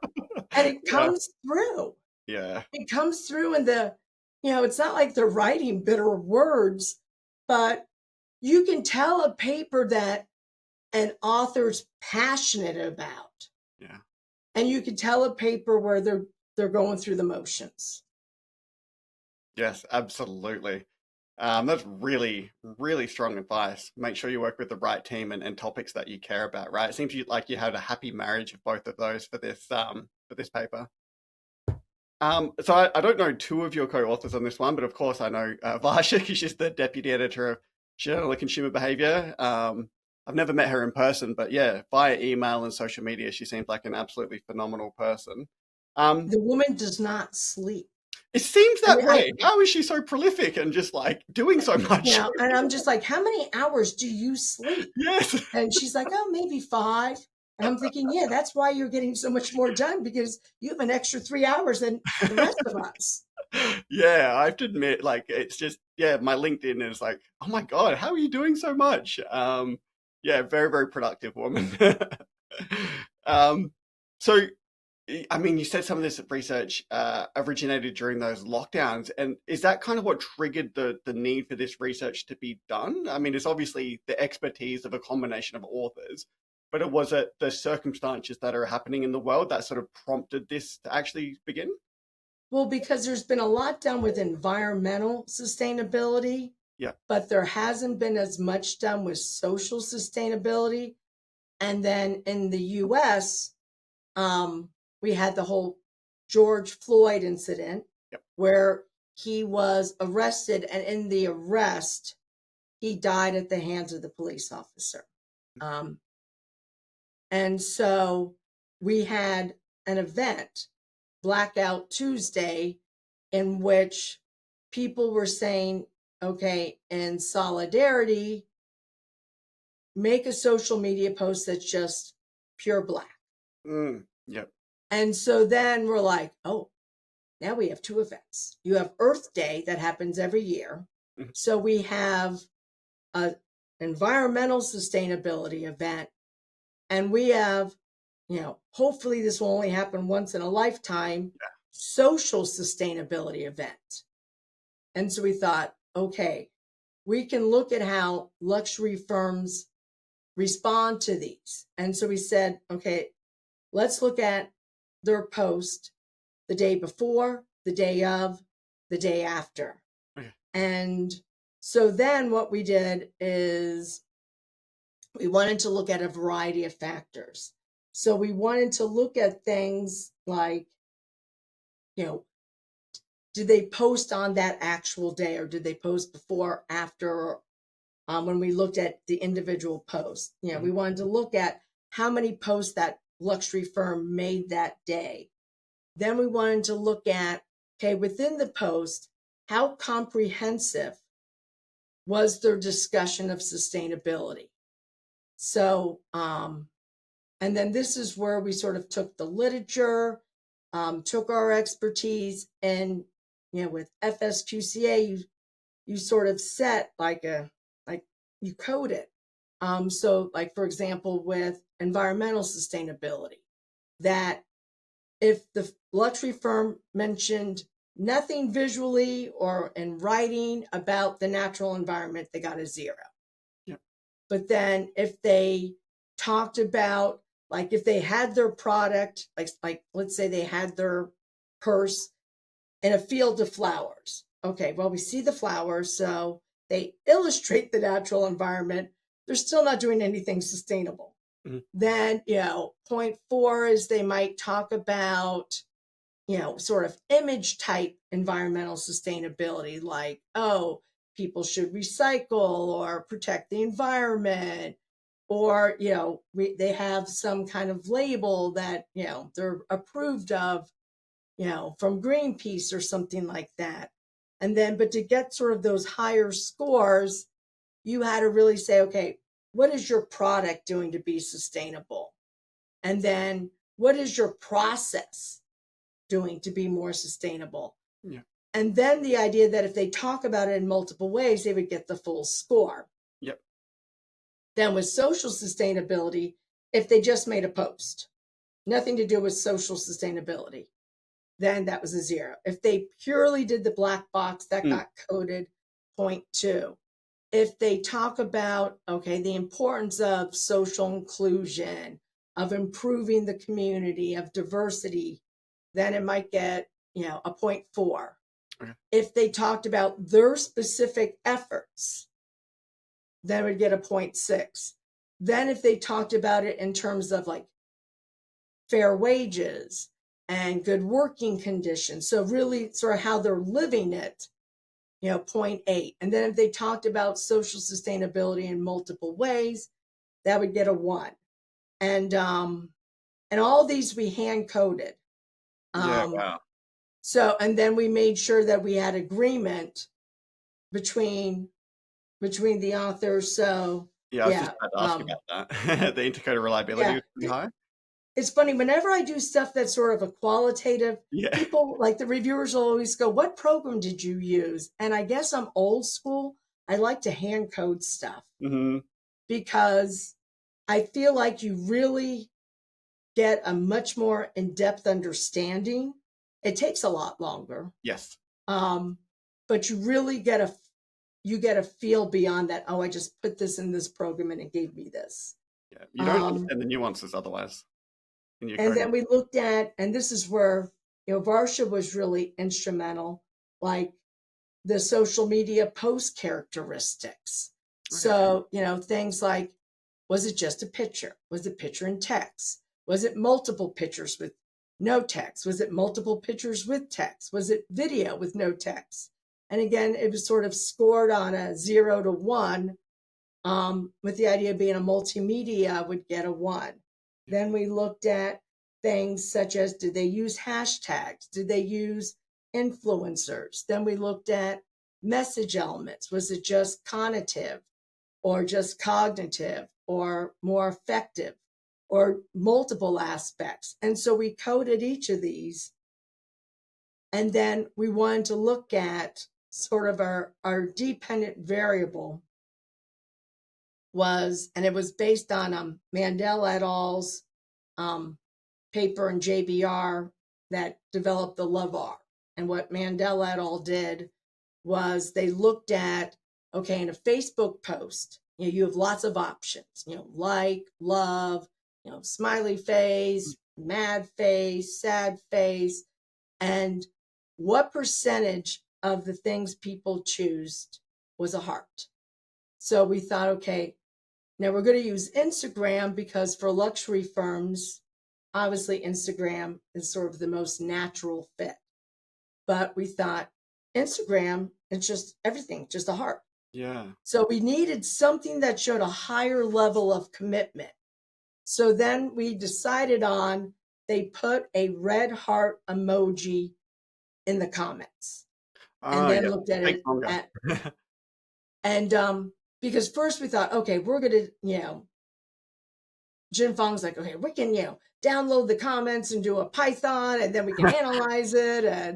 And then we realized if you've ever looked at comments on a social media post for a firm, a lot of them are just weird.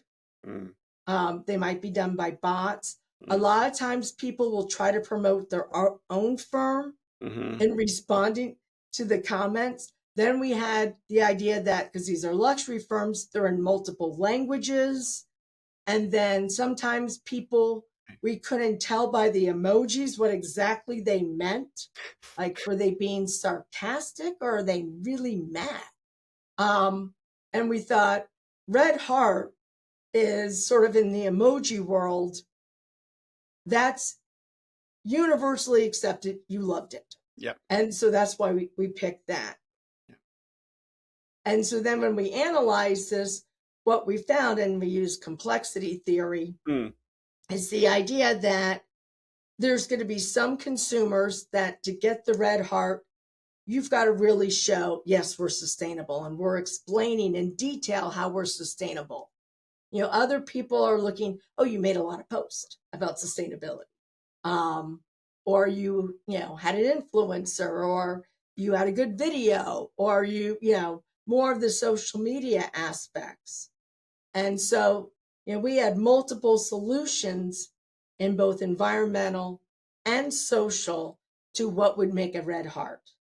And then with social sustainability, what really came out, and when you think about that time frame with Black Lives Matters, is that people were terrified of getting canceled, and what do I say, and I don't want to say the wrong thing, is that the reliance on influencers was much stronger with the social sustainability, that they needed that influencer to sort of guide them. The use of hashtags was also more important with the social sustainability.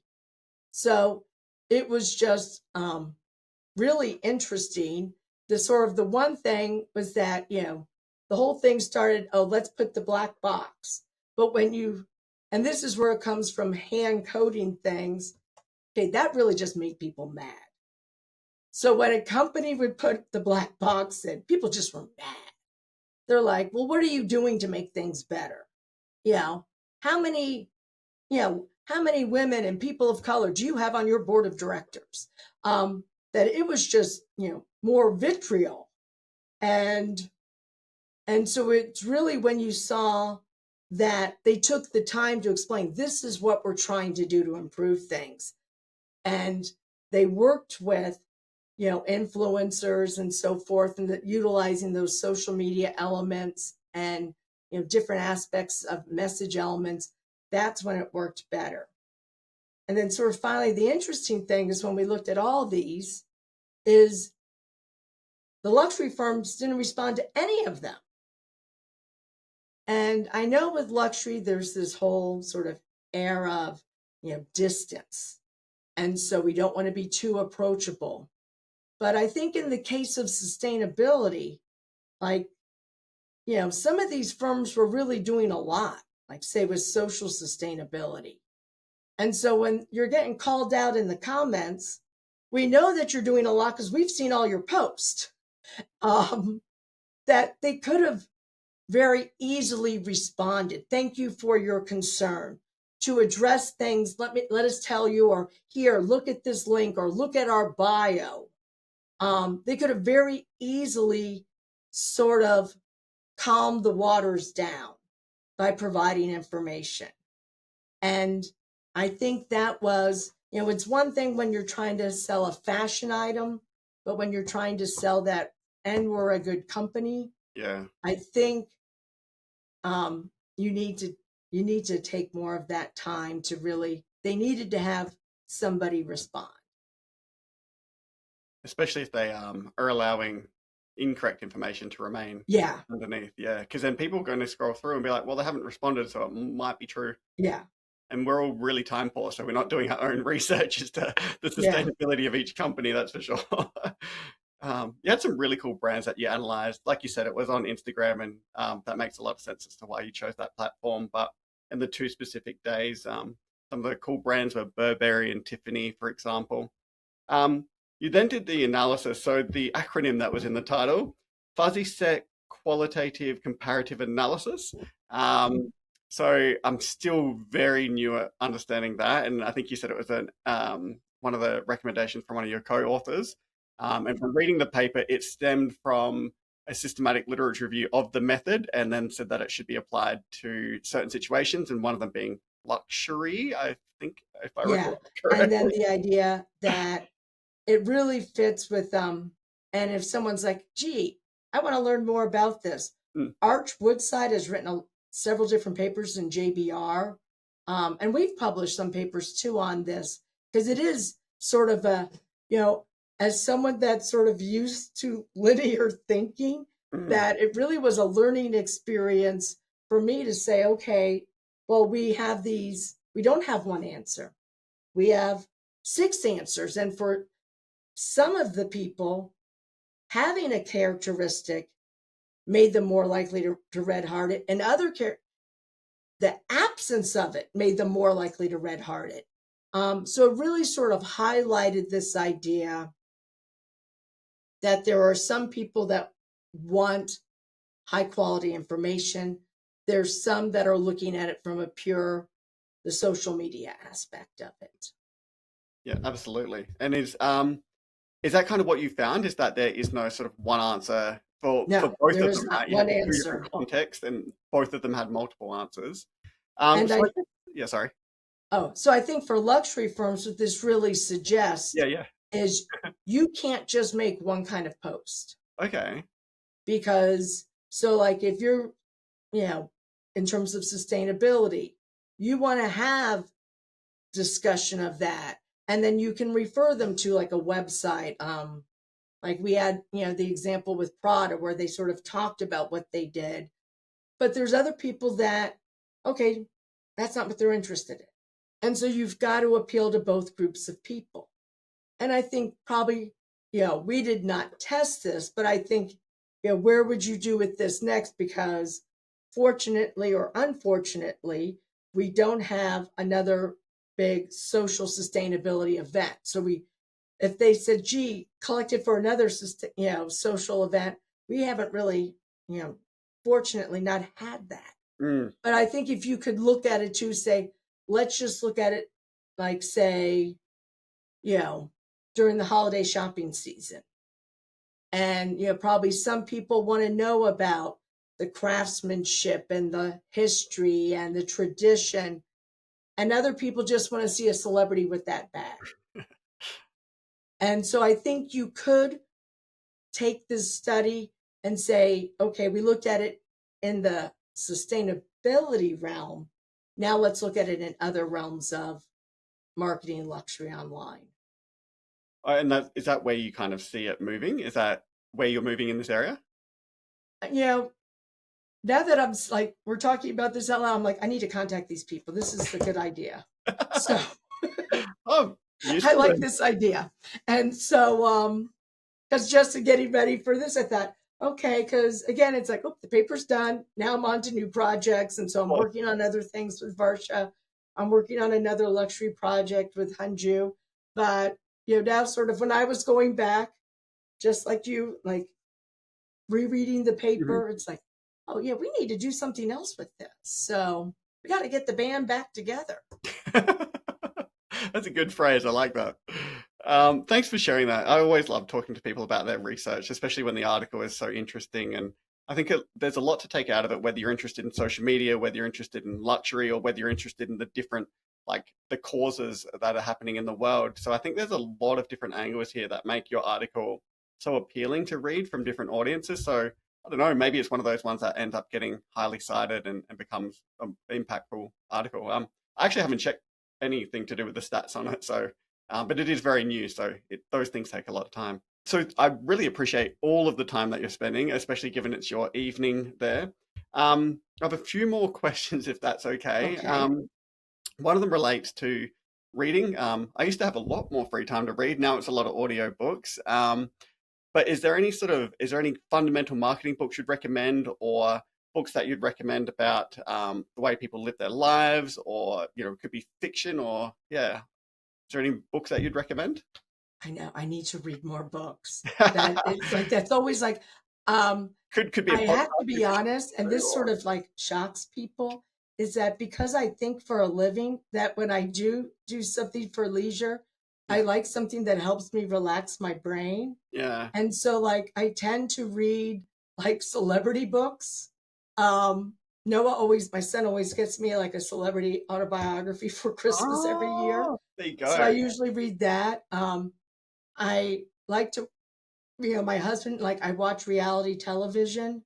And so it's like my husband's like, you're killing brain cells with this. Yeah. But it sort of helps me relax. Yeah. And so I really watch really dumb reality television. So I don't blame you there. I definitely watch a bit of trashy TV, because after a long day, your brain is fried and you just need to switch off. And yeah, absolutely. Because people go, oh, well, don't you watch the History Channel? And it's like, oh, I probably should, but I'm tired, so I'll watch The Real Housewives instead. Exactly. Because, no matter what, at least I'm not screaming in a public restaurant, so I'm winning.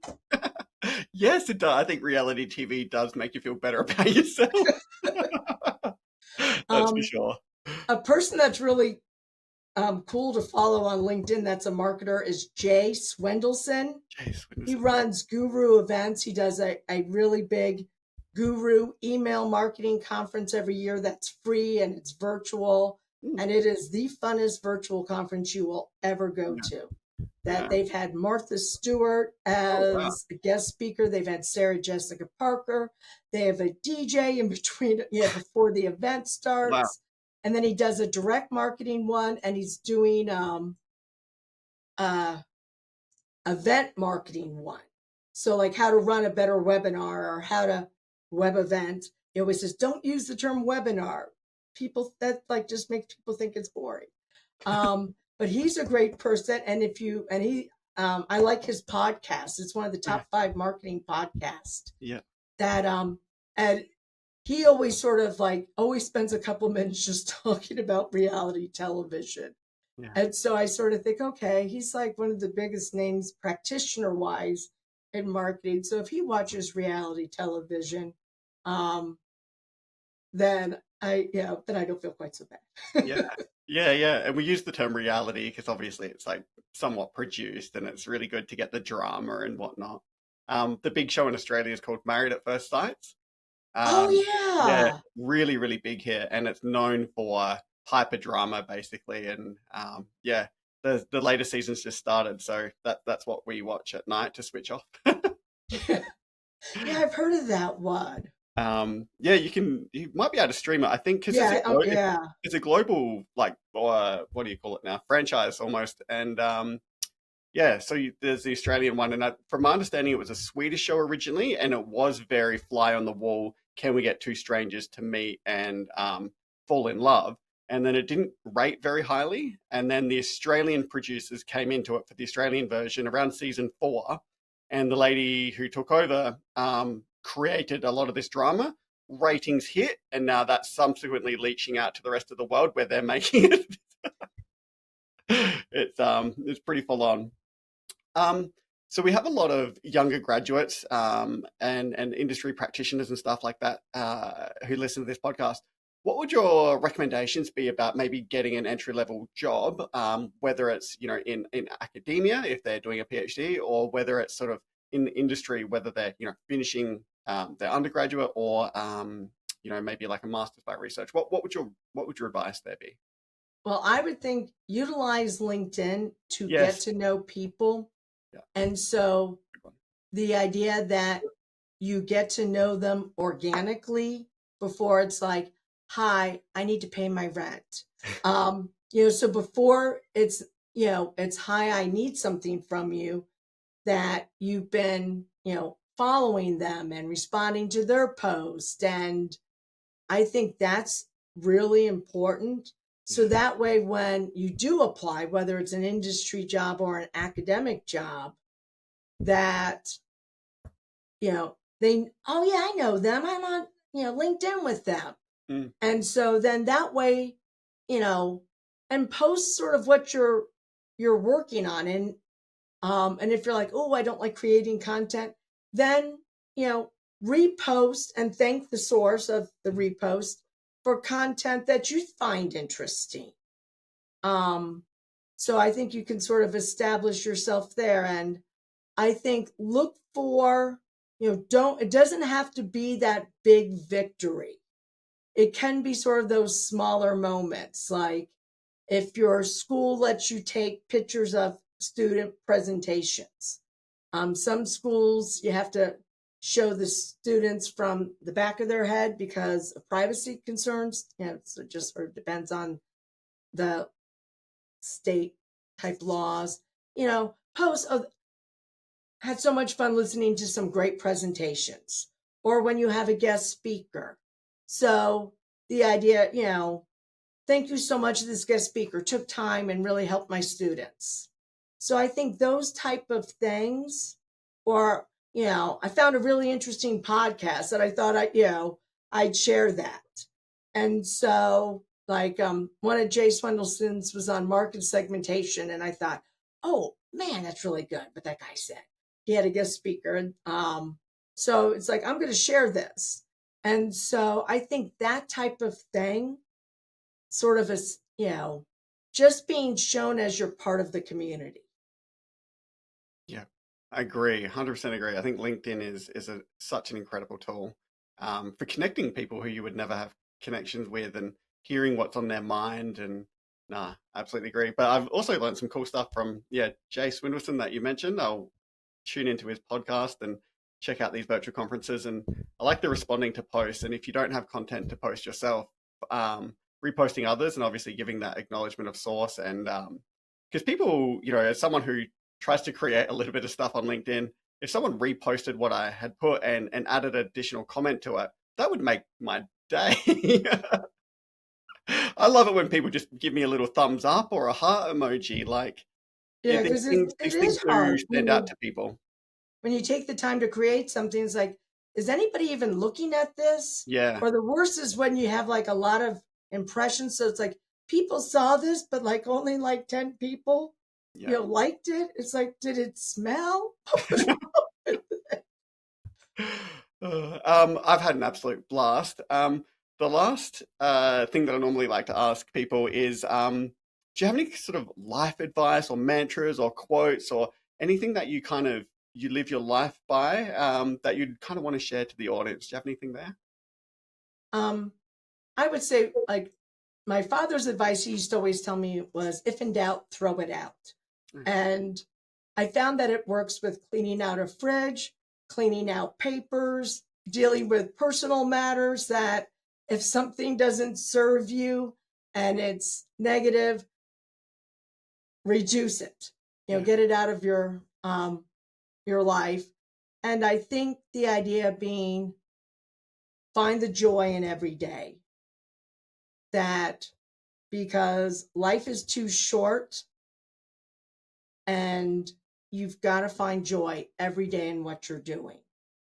Because, there are times, and I've shared this with, my dean. I go, there are some days I feel like, man, they didn't even have to pay me today, that I had so much fun coming in here and working with the students.